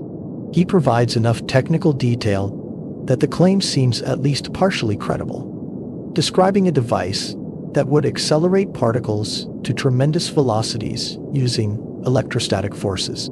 During the increasingly tense years leading to World War II, several governments show interest, but no one provides funding to actually build the device. After his death, the FBI will seize his papers, concerned that foreign powers might obtain weapons designs. He describes machines that can photograph thought, receivers that can detect thoughts from afar. He claims to have developed a method for interplanetary communication. He speaks of earthquakes that can be created by mechanical oscillators tuned to the Earth's resonant frequency. Some of these claims have elements of truth. Mechanical resonance can indeed cause structural damage, as the famous example of the Tacoma Narrows Bridge collapse would later demonstrate. But Tesla's descriptions make them sound more like science fiction than engineering. The press treats him increasingly as a curiosity rather than a serious scientist. On his birthdays, which he celebrates according to the old Julian calendar, adding to his exotic reputation, newspapers send reporters to interview him. The resulting articles are a mixture of genuine scientific prediction and sensationalist reporting. Tesla predicts wireless transmission of power, correct. Robots, correct. Female superiority in future society, prescient in its way. The end of war through devastating weapons, partially correct. And communication with other planets, no evidence yet. Reading these interviews, one sees a mind still formidable, but increasingly untethered from the collaborative scientific community that might have grounded and focused his ideas. Tesla has always worked alone, has always trusted his mental visualizations over collaborative experimentation. In his prime, this method produced revolutionary inventions. In his decline, isolated and impoverished, the same method produces ideas that cannot be distinguished from fantasies because they can never be tested or built. Chapter 26. Wardencliffs End. The final indignity to Tesla's greatest dream comes in 1917. The United States has entered World War I, and there is paranoia about German spies and sabotage. Wardenclyffe Tower, standing dark and unused, but still visible for miles, is seen as a potential navigational landmark for enemy ships or submarines. There are also concerns, probably unfounded but persistent, that the tower could be used for enemy communications. The U.S. government orders the tower demolished. On July 4, 1917, explosives bring down the structure that Tesla built to change the world. The distinctive mushroom-shaped top crashes to the ground. Workers dismantle the remains and sell them for scrap metal to pay some of Tesla's debts. The deep foundation well remains, filled in with debris. The laboratory building stands empty, eventually falling into disrepair. Tesla does not witness the demolition. He cannot bear to watch, but he knows when it happens. The tower that represented his greatest ambitions, the physical manifestation of his vision of a wirelessly connected world, is reduced to rubble and sold for scrap. It is a metaphor for Tesla's own life. The grand vision destroyed. The materials recycled for mundane purposes. The dream reduced to fragments. For years afterward, Tesla will occasionally take the train out to Long Island and walk the grounds where Wardenclyffe stood. He circles the empty foundation, remembers the experiments he conducted there, the demonstrations he gave, the moment when he believed the future was within his grasp. These pilgrimages become fewer as he ages, as even the fare for the train becomes difficult to afford. The site where Wardenclyffe stood will remain essentially abandoned for decades. The property changes hands multiple times. The laboratory building deteriorates, but is not demolished. It is too solidly built, and no one wants to pay for its removal. It stands as a decaying monument, gradually being overtaken by vegetation, its windows broken, its machinery long since removed. A ghost building for a ghost dream. Chapter 27. The Edison Medal. In 1917, the same year Wardenclyffe Tower falls, the American Institute of Electrical Engineers offers Tesla its highest honor, the Edison Medal. The irony is profound and painful. The award is named after Tesla's old rival, the man who betrayed him, the man who waged a propaganda war against Tesla's technology. Now that very organization wants to honor Tesla with Edison's name attached. Tesla initially refuses. The thought of accepting an award named after Edison is intolerable. But his friends and colleagues persuade him that the honor is genuine, that the scientific community recognizes his contributions regardless of Edison's past behavior. Reluctantly, Tesla agrees to accept. The award ceremony is held at the Engineers Club in New York. Tesla is supposed to attend a formal dinner and then receive the medal before an audience of distinguished engineers and scientists. But when the time comes for the presentation, Tesla is nowhere to be found. Search parties are sent out into the night. They eventually find him in Bryant Park, feeding his pigeons. "You wouldn't understand," Tesla tells them. "These are my friends. They need me." They persuade him to come to the ceremony. He arrives late, disheveled, looking every bit the eccentric hermit he has become. B.A. Barron, presenting the medal, gives a speech that attempts to restore Tesla's reputation. Were we to seize and eliminate from our industrial world the results of Mr. Tesla's work, the wheels of industry would cease to turn. Our electric cars and trains would stop. Our towns would be dark. Our mills would be dead and idle. His name marks an epoch in the advance of electrical science. From that work has sprung a revolution in the electrical art. Tesla accepts the medal with a brief, dignified speech. He thanks the Institute, speaks briefly about his work and his vision for the future, and leaves as quickly as propriety allows. The medal joins his other honors, and there are many, from scientific societies around the world, in whatever trunk or hotel room currently holds his possessions. It is recognition, but recognition without resources, honor without income, fame without fortune. The Edison Medal ceremony encapsulates Tesla's position by the late 1910s. He is recognized by the scientific community as a major contributor to electrical engineering. His work is acknowledged as foundational. But this recognition translates to nothing practical. No funding for new projects, no secure income, no ability to continue his research. He is an honored pauper, a celebrated has-been, a giant of the past with no place in the present. Chapter 28. The Final Hotel. By the 1920s and 1930s, Tesla has settled into a pattern that will define his last 2 decades. He lives alone in a series of increasingly modest hotels in Manhattan. His routine is rigid and unchanging. He wakes early, walks to the park to feed his pigeons, works on calculations and theories in his room, occasionally gives interviews to journalists. He has no laboratory, no equipment, no means to test any of his ideas.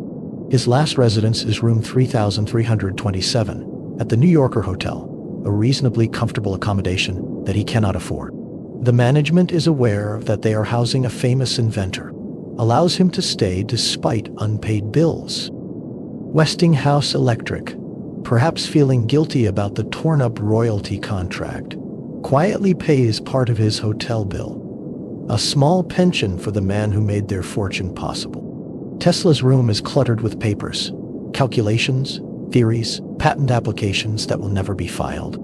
He still works, still imagines, still designs machines in his mind. But these inventions exist only as descriptions and equations. There is no path from conception to realization, no laboratory to build prototypes, no funding to file patents, no company to manufacture them. Tesla has returned to where he began, a mind full of visions that the world cannot see. He maintains his dignity despite everything. He still dresses formally for his walks, still tips generously at restaurants even when the tip represents a substantial portion of his remaining funds. He gives interviews where he discusses his past achievements and future predictions with the same confidence he had in his prime. If the reporters notice the shabby hotel, the unpaid bills, the solitary eccentricity, they rarely mention it in their articles. His health deteriorates slowly. He has never been robust. His nervous system has always been sensitive, prone to mysterious ailments. Now, in his 80s, the accumulated stresses take their toll. He suffers from insomnia, surviving on a few hours of sleep per night. His diet is irregular and often inadequate. He refuses most medical care, preferring to treat himself according to his own theories. In 1937, at age 81, Tesla is hit by a taxi while crossing a street on his way to feed pigeons. He suffers broken ribs and possible internal injuries. True to form, he refuses to see a doctor, returning to his hotel room to recover on his own. He does recover, more or less, but his mobility is reduced, and he becomes even more of a recluse. His last years are marked by increasing isolation. The few friends who remain are dying off or have lost touch. His family in Serbia is separated from him by an ocean and, increasingly, by the political turmoil engulfing Europe. He follows the news of the approaching war with anxiety, knowing that the technologies he pioneered, radio, remote control, electrical systems, will play crucial roles in the conflict. Chapter 29. The Final Vision. Even in his final years, Tesla's mind reaches forward. In interviews and letters, he describes his vision of the future with remarkable prescience. He predicts wireless communication devices that people will carry, able to transmit messages, images, and sound across the world instantly. He is describing smartphones and the internet, though his proposed mechanism is different. Automated factories where machines manufacture goods with minimal human intervention. He sees the age of automation and robotics. Renewable energy sources, replacing coal and oil. He speaks of harnessing solar, wind, and geothermal energy, technologies that exist today, but were barely imaginable in the 1940s. Aircraft that can take off and land vertically, hovering in place. He is describing helicopters and modern VTOL aircraft. The end of warfare through devastating weapons that make conflict too destructive to contemplate. He predicts something like nuclear deterrence, though he frames it in terms of his death ray concepts. Some of his predictions miss the mark or remain unrealized. He does not foresee computers or the digital revolution, though he understands remote control and automation.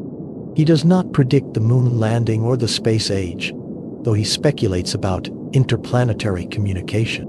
His vision of wireless power transmission has not been realized at global scale, though wireless charging exists at small scales. But the overall accuracy of his predictions is remarkable. The world of the early 21st century, wireless communication, renewable energy, automation, global information networks, is recognizably the world Tesla described. He saw it not because he was a prophet, but because he understood the fundamental principles that would drive technological development. He knew what was possible, even if the specific implementation would differ from his proposals. In his hotel room at the New Yorker, Tesla continues calculating, theorizing, imagining. He fills notebooks with equations and diagrams that no one will see until after his death. He writes letters that will never be sent, patent applications that will never be filed. The inventor works on, even though there is no one to listen, no one to build what he designs, no one to transform his visions into reality. On January 5, 1943, Tesla places a "Do Not Disturb" sign on his door. It is a standing instruction he has given before. He does not want to be interrupted during his work and rest periods. The hotel staff respects his wishes. For 2 days, no one checks on him. On January 7, 1943, the maid finally enters room 3327. She finds Nikola Tesla dead, lying peacefully in his bed. He is 86 years old.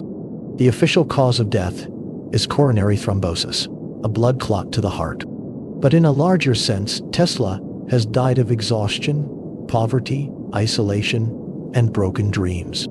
The man who wanted to light the world has died alone in a dark hotel room, his greatest inventions unrealized, his fortune squandered, his name largely forgotten by the general public. On his nightstand are papers covered with calculations. On his desk are plans for inventions that will never be built. In his mind, extinguished now forever, were visions that the world was not ready to receive. The future Tesla saw has not arrived.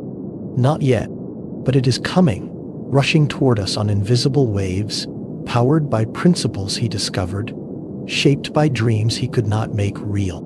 The man who saw the future has finally caught up to his own mortality. But the future itself, patient and inevitable, continues its approach. Chapter 30. The government moves in. When Tesla's body is discovered, the immediate response reveals how his significance has been misunderstood and underestimated. To the hotel management, he is simply an elderly tenant who died in his room. To the New York police, it is an unremarkable death. An old man, no signs of foul play, no family to notify. They catalog his belongings, a meager collection that gives no hint of the mind that once occupied that body. But within hours, federal agents arrive. It is January 1943. The United States is deep into World War II, and intelligence agencies are acutely aware that Tesla has spent decades working on weapons concepts, communication systems, and other technologies with potential military applications. More worrying is the possibility that hostile powers, Nazi Germany or Imperial Japan, might try to obtain Tesla's papers and research. The FBI seizes everything in Tesla's hotel room. Agents enter and remove notebooks, documents, technical drawings, personal correspondence. Decades of work reduced to boxes and crates that are loaded into government vehicles and driven away. They also confiscate materials Tesla had stored at other locations: the Manhattan Storage Warehouse, the Governor Clinton Hotel where he had stayed previously, any place that might contain his research. The government brings in Dr. John G. Trump, a prominent electrical engineer and professor, and coincidentally, uncle of future President Donald Trump, to analyze Tesla's papers and determine if there is anything of military value. Dr. Trump spends several days reviewing the materials and concludes that Tesla's work, while impressive for its time, contains nothing revolutionary that the government doesn't already know or isn't already developing. The death ray Tesla claimed to have invented appears to be theoretical rather than a working design. Dr. Trump's analysis is probably correct. Tesla's weapons concepts, while sound in principle, would have required technological capabilities beyond what was available in the 1940s. But his assessment also reveals how far Tesla had drifted from the mainstream of scientific development. By the time of his death, Tesla was working alone, without access to the latest research, without knowledge of advances in physics and engineering that had occurred since his productive years. His ideas, even the sound ones, were decades out of date. The seized papers are classified and stored. Tesla's nephew, Sava Kosanovic, a Yugoslav ambassador to the United States, fights for their return, arguing that they are family property, not government assets.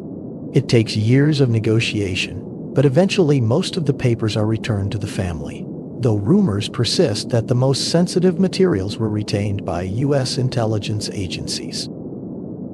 Chapter 31. The Funeral of a Forgotten Genius.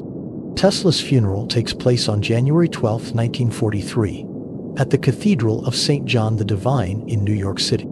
It is a modest affair, especially given the magnitude of Tesla's contributions. About 2,000 people attend, a respectable number, but hardly the massive public mourning that greeted Edison's death 12 years earlier. The attendees are a mixture of scientists, engineers, representatives from electrical companies, members of the Yugoslav community in New York, and a scattering of ordinary people who remember Tesla's name from his years of fame. The mayor of New York sends a representative. There are wreaths from Eleanor Roosevelt, Vice President Wallace, and various scientific organizations. But there is no massive outpouring of public grief, no sense that the world has lost one of its great minds. The eulogies acknowledge Tesla's contributions, the AC motor, the polyphase system, his work on wireless transmission. But there is also a sense of elegy for a man who outlived his time, who persisted into an age that had passed him by.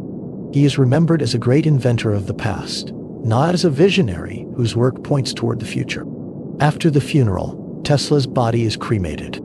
His ashes are placed in a golden sphere, a fitting container for a man who spent his life working with electromagnetic fields and resonance. The sphere, along with his restored papers and some personal effects, is eventually sent to Belgrade, Yugoslavia, where they are housed in what will become the Nikola Tesla Museum. The New York Times publishes an obituary that acknowledges Tesla's contributions, but also reflects the confusion and dismissal that marked his later years. Nikola Tesla, one of the truly great inventors who celebrated his 84th birthday on July 10th, died on Friday in his room at the Hotel New Yorker. In his lifetime, he secured some 700 patents. His experiments with radio and television ran from 1893 until his retirement, and even in recent years he was believed to be working on death ray experiments and on a plan to interplanetation. The obituary is respectful, but also implies that Tesla's later work was somewhat crackpot, that he had declined from genuine innovation into eccentric speculation. It is an assessment that would persist for decades. Tesla as a tragic figure, a once great mind that lost its way. a genius who lived too long and promised too much. Chapter 32. The Wilderness Years. For nearly 2 decades after Tesla's death, his reputation languishes. The immediate post-war period is dominated by different heroes. The scientists who worked on radar, on the atomic bomb, on the new technologies that won the war. Tesla's contributions to radio are obscured by Marconi's fame. His AC system is so ubiquitous that it seems to have always existed, with no inventor necessary. His more speculative work, wireless power, directed energy weapons, interplanetary communication, seems like the fantasies of a man who had lost touch with reality. In technical circles, Tesla is remembered as an important contributor to electrical engineering, but not as a towering genius. His patents are studied as historical documents, his polyphase system acknowledged as a significant innovation, but the man himself recedes into the background. When histories of the electrical age are written, Edison receives the lion's share of attention, with Tesla mentioned as a supporting character in the War of Currents, but not as a major figure in his own right. Part of this neglect is simply the nature of his contributions. Tesla invented systems and principles rather than standalone devices. The AC motor and polyphase system are fundamental technologies that underlie countless applications, but they are invisible to most users. When someone turns on a light or starts an electric motor, they don't think about Tesla any more than they think about the inventors of the wheel or the lever. Foundational technologies become invisible precisely because they are so fundamental. But there is also an element of deliberate obscurity. Companies that profited from Tesla's patents had little incentive to promote his legacy. It might raise questions about whether they had compensated him fairly. Marconi supporters and the radio industry had reason to downplay Tesla's priority in wireless transmission. And Tesla himself, with his eccentric later years and grandiose claims, had damaged his own reputation in ways that made it easy to dismiss him as a tragic figure rather than a misunderstood genius. In Yugoslavia, however, Tesla is celebrated as a national hero. The Tesla Museum in Belgrade becomes a shrine to his memory, preserving his papers, personal effects, and the golden sphere containing his ashes. In the communist era, Tesla is promoted as a Serbian genius whose contributions were insufficiently recognized by the capitalist West. This political appropriation has its own problems, but it at least keeps Tesla's name and work in public consciousness in one part of the world. Chapter 33. The rediscovery begin. The revival of Tesla's reputation begins slowly in the 1950s and accelerates through the 1960s and beyond. Several factors contribute to this rediscovery. First, the Supreme Court ruling. In 1943, just months after Tesla's death, the U.S. Supreme Court overturns Marconi's radio patent, ruling that Marconi's work relied on prior patents by Tesla, Oliver Lodge, and John Stone. The decision officially recognizes Tesla as a primary inventor of radio, though the ruling receives limited public attention at the time. But it provides legal and historical vindication for Tesla's claims and begins the process of restoring his reputation. Second, the development of new technologies makes Tesla's work relevant again. As television broadcasting, microwave transmission, and eventually satellite communication develop, engineers and scientists rediscover Tesla's patents and papers. They find that Tesla had anticipated many of these developments, that his theoretical framework for wireless transmission was essentially correct, and that his experiments in Colorado Springs had demonstrated principles that are now fundamental to telecommunications.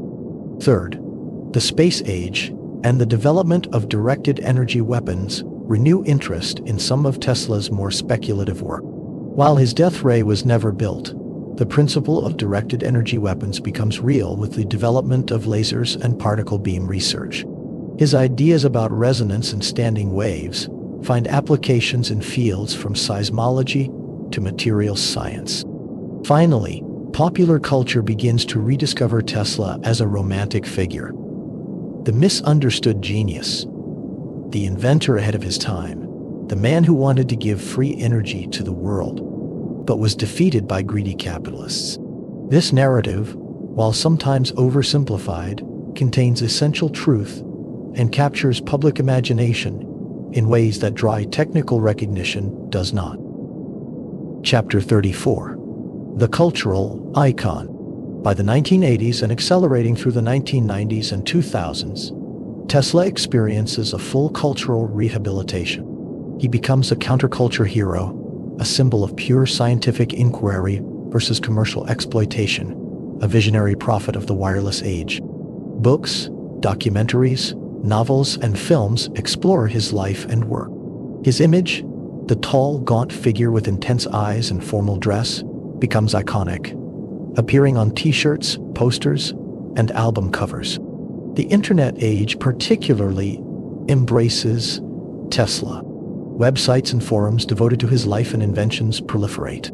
Online communities debate his claims, attempt to reproduce his experiments, and promote his legacy. The fact that Tesla envisioned something very much like the internet itself, a global wireless network for transmitting information, makes him especially resonant for the digital generation.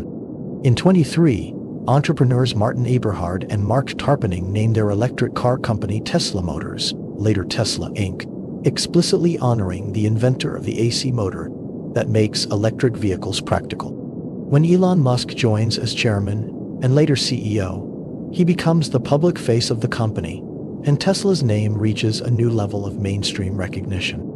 Millions of people who know nothing else about Nikola Tesla know that he is the namesake of an innovative car company. The Tesla Science Center and Museum movement grows. The site of Wardencliffs Tower, abandoned for decades, is purchased by a non-profit organization in 2013 after a successful crowdfunding campaign. Plans are developed to restore the property and create a proper Tesla museum and science education center. The laboratory building, still standing despite decades of neglect, becomes a tangible connection to Tesla's greatest dream. Popular culture embraces Tesla as a character. He appears in films like The Prestige, 2006, where he is portrayed by David Bowie in a fictionalized story about his rivalry with Edison. He becomes a character in video games, comics, and alternative history novels. His name is attached to everything, from rock bands to microbreweries. Some of these representations are historically accurate.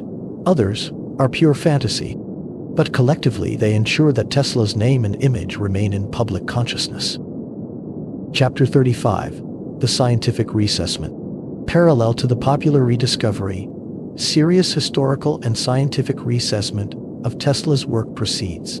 Historians of science examine his contributions in the context of late 19th and early 20th century electrical engineering, disentangling his genuine innovations from later mythologizing. The reassessment confirmed several key points. Tesla's invention of the polyphase AC motor and his development of the complete AC power system were genuine breakthrough innovations of the first order.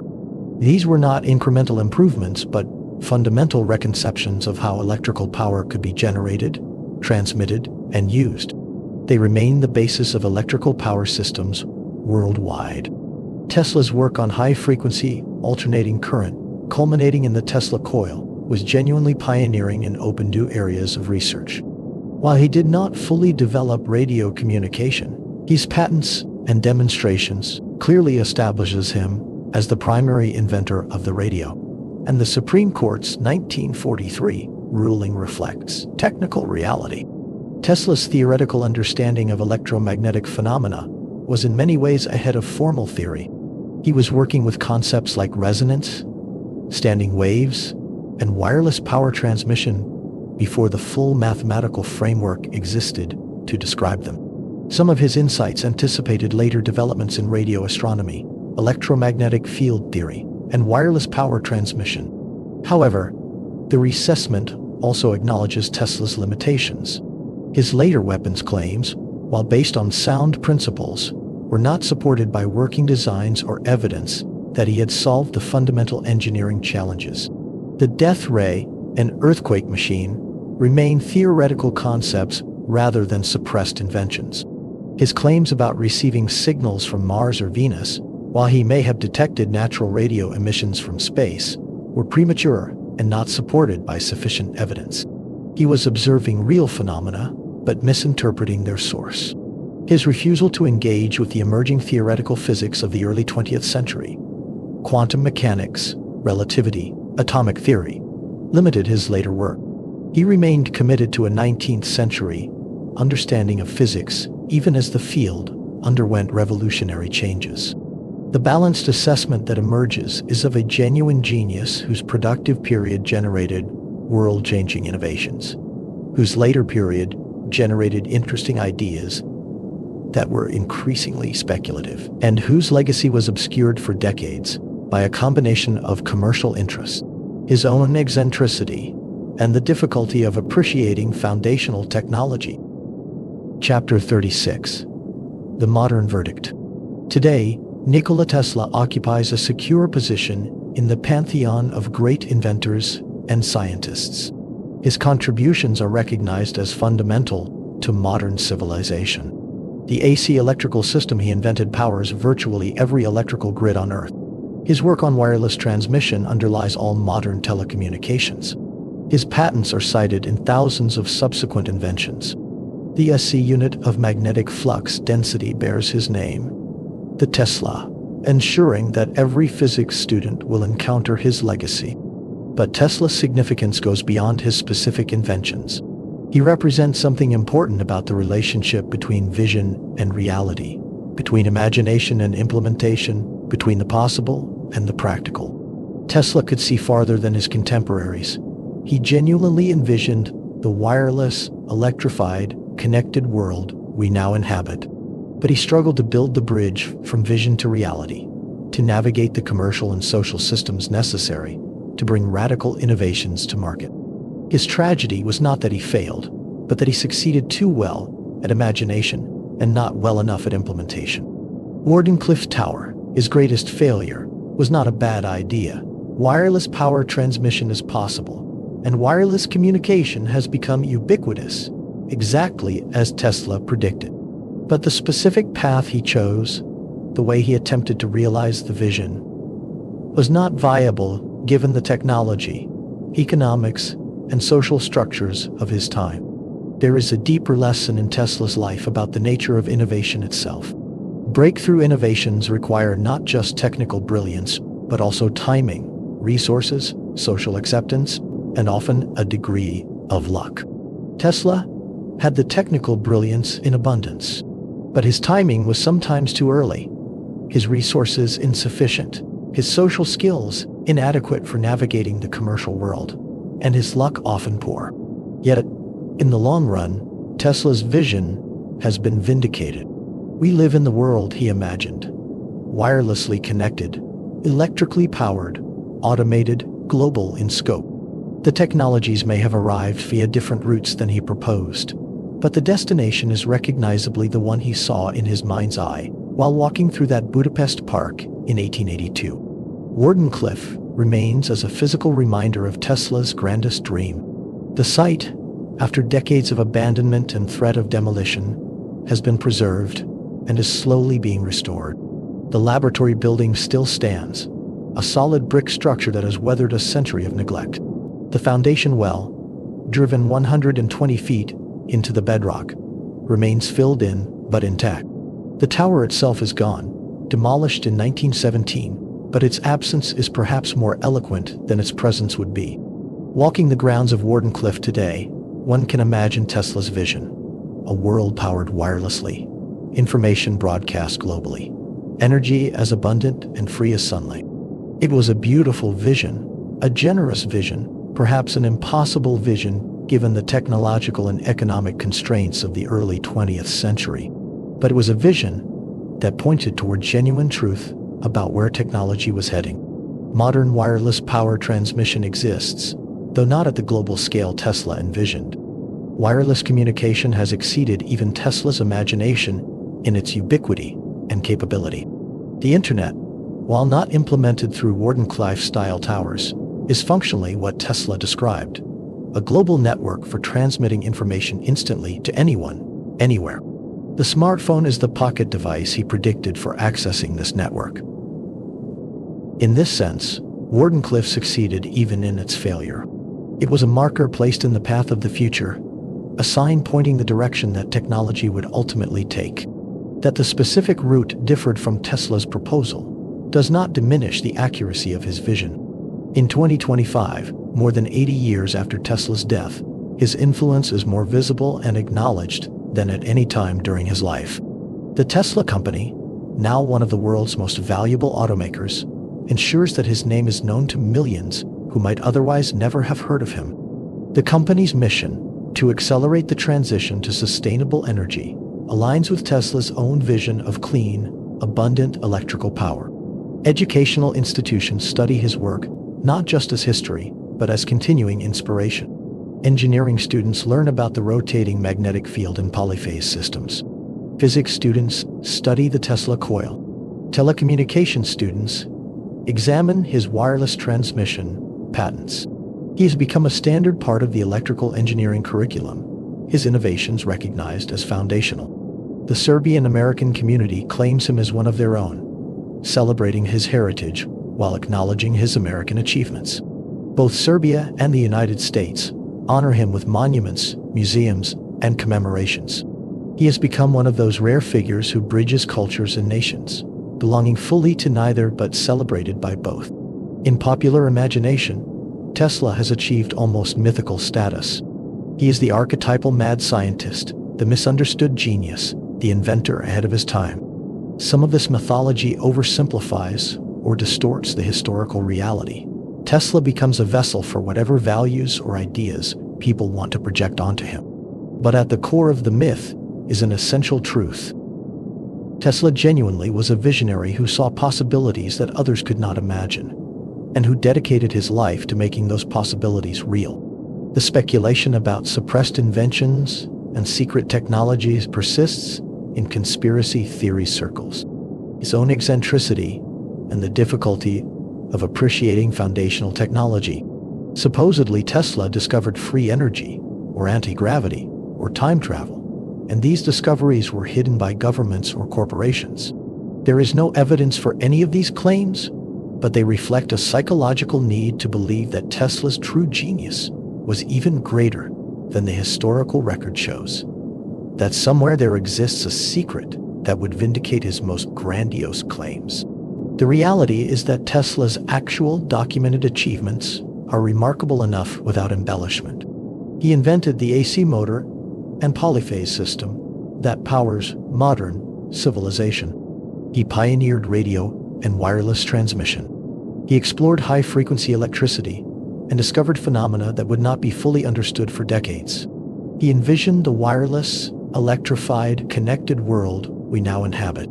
These achievements, properly understood, are more impressive than any speculative secret invention. Tesla's life raises questions that remain relevant to our own time. How should society support visionary research that may not produce immediate commercial results? Tesla's tragedy was partly that his most ambitious projects could not be monetized in ways that attracted investment. Today's technology companies face similar tensions between quarterly profits and long-term innovation. What is the relationship between individual genius and collaborative science? Tesla worked largely alone, trusting his mental visualizations over experimental collaboration. Modern science is increasingly collaborative and interdisciplinary. Both approaches have value, but Tesla's story suggests the limits of pure individual brilliance without institutional support and peer review. How do we balance the idealistic desire to give innovations freely to humanity against the practical need for inventors to profit from their work? Tesla wanted to provide free energy to the world, but this very idealism made his projects uninvestable. The tension between open science and proprietary technology remains unresolved. What happens to visionaries who live beyond their productive years? Tesla's later decades raise uncomfortable questions about genius and aging, about the public's relationship with inventors who outlive their contributions, about how society treats its pioneers when they are no longer producing commercially viable innovations. These questions have no easy answers, but Tesla's life illuminates them in ways that remain instructive. Standing at the distance of more than 80 years, we can now see Nikola Tesla with clarity, that his contemporaries lacked. He was not a perfect genius. He had significant blind spots, made poor business decisions, and some of his later claims were unsupported by evidence. He was not a tragic martyr destroyed by evil corporations. He made genuine mistakes and bore responsibility for some of his failures. But he was genuinely visionary. He saw the essential shape of the electrified wireless future and dedicated his life to building it. His AC motor and polyphase system were breakthrough innovations that literally changed the world. His work on wireless transmission pioneered technologies that would become fundamental to modern life. His theoretical insights into electromagnetic phenomena were decades ahead of formal theory. He was also genuinely tragic, not in a melodramatic sense, but in the classical sense of a great person brought down by a combination of circumstances and character flaws. His idealism, his inability to navigate commercial realities, his solitary nature, his perfectionism, his vision that exceeded his era's ability to realize it, all contributed to his downfall. But these same qualities also enabled his greatest achievements. Tesla wanted to be remembered. He wanted his contributions acknowledged, his name honored, his vision vindicated. For decades after his death, it seemed that this wish would be denied. But time has restored Tesla to his rightful place. His name is known and honored. His contributions are recognized as foundational. His vision of a wireless, electrified, connected world has come to pass, even if the specific route differed from what he proposed. In the end, Tesla succeeded in the most important way. He changed the world. The electrical system that powers modern civilization speaks with his accent. The wireless technologies that connect us descend from his innovations. The very possibility of global instant communication and abundant electrical power, possibilities we now take for granted, were once the exclusive vision of a man who could see the future with uncanny clarity. Epilog, the man who saw tomorrow. On a winter evening in 1882, a young Serbian engineer walked through a park in Budapest as the sun set. In his mind, a problem had been spinning for years, an impossible problem, according to his professor, a problem that violated the fundamental laws of physics. But as he recited poetry and watched the dying light, the solution arrived complete and perfect, as real in his imagination as any physical object. That moment changed the world. From that single flash of insight flowed the AC motor, the polyphase system, the electrification of civilization. But more than that, it revealed something fundamental about Nikola Tesla. He could see what others could not, imagine what others deemed impossible, and believe absolutely in visions that existed only in his mind. For 60 years after that Budapest sunset, Tesla chased his visions. Some he realized, the AC system that powers every city on Earth. Some he partially achieved, wireless communication that would bloom long after his death into the connected world we now inhabit. Some remained forever beyond his grasp. The free, wireless power that would liberate humanity from the tyranny of distance and scarcity. He died alone in a New York hotel room, his greatest dreams unrealized, his fortune squandered, his name fading from public memory. It seemed a failure, a cautionary tale about genius unmoored from practical reality. But time has revealed a different truth. We live in Tesla's world now. Every time we turn on a light, start an electric motor, send a wireless message, we are using technologies that descend directly from his innovations. The impossible AC motor that Professor Puschel ridiculed powers almost every industrial machine on the planet. The wireless transmission that seemed like fantasy has become so ubiquitous we cannot imagine life without it. The global communication network Tesla described in 1900 exists today, connecting billions of people in exactly the way he envisioned, if not by exactly the means he proposed. Tesla saw the future. He saw it with such clarity that he spent his entire life trying to build it, to bring it into physical reality, to gift it to a humanity that was not yet ready to receive it. The tragedy is that he died before the future arrived. The triumph is that it arrived anyway, following the path he illuminated, speaking the electrical language he invented, fulfilling the vision he had glimpsed in a Budapest park as the sun set and the light failed and a solution appeared perfect and complete in his mind's eye. In every humming motor, in every wireless signal crossing the sky, in every electric light pushing back the darkness, Tesla's ghost still dances.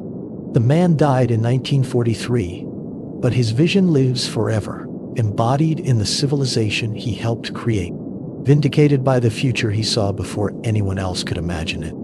Nikola Tesla was born in lightning and lived in light. He promised to illuminate the world, and he kept that promise. The light he gave us still shines, will always shine, a testament to the power of vision, the persistence of genius, and the ultimate triumph of truth over time. The man who saw the future has become part of it, not as a person, not even quite as a memory, but as a presence woven into the fabric of modern life, invisible but essential, forgotten but everywhere. The ghost in the machine that powers our world. His story ends where it began, in a flash of light, in a moment of vision, in the eternal present where past and future converge, and a young man walking through a park sees clearly what the world will become and dedicates everything to making that vision real. The light still burns. The current still flows. The world still turns, powered by the dreams of a man who saw tomorrow. Now let yourself flow with the alternating current. Feel yourself fall deeper and deeper into rest. Your eyes grow heavy and your breathing lighter. Here you feel completely safe. You are warm and tired, so tired. You have walked the halls with Nikola Tesla tonight. You have been there next to him all this time. And now it is time for you to go back. Go back to where you came from, wherever that may be. Now I set your mind free once again. Now you take one step back and another. This is it. Now you sleep.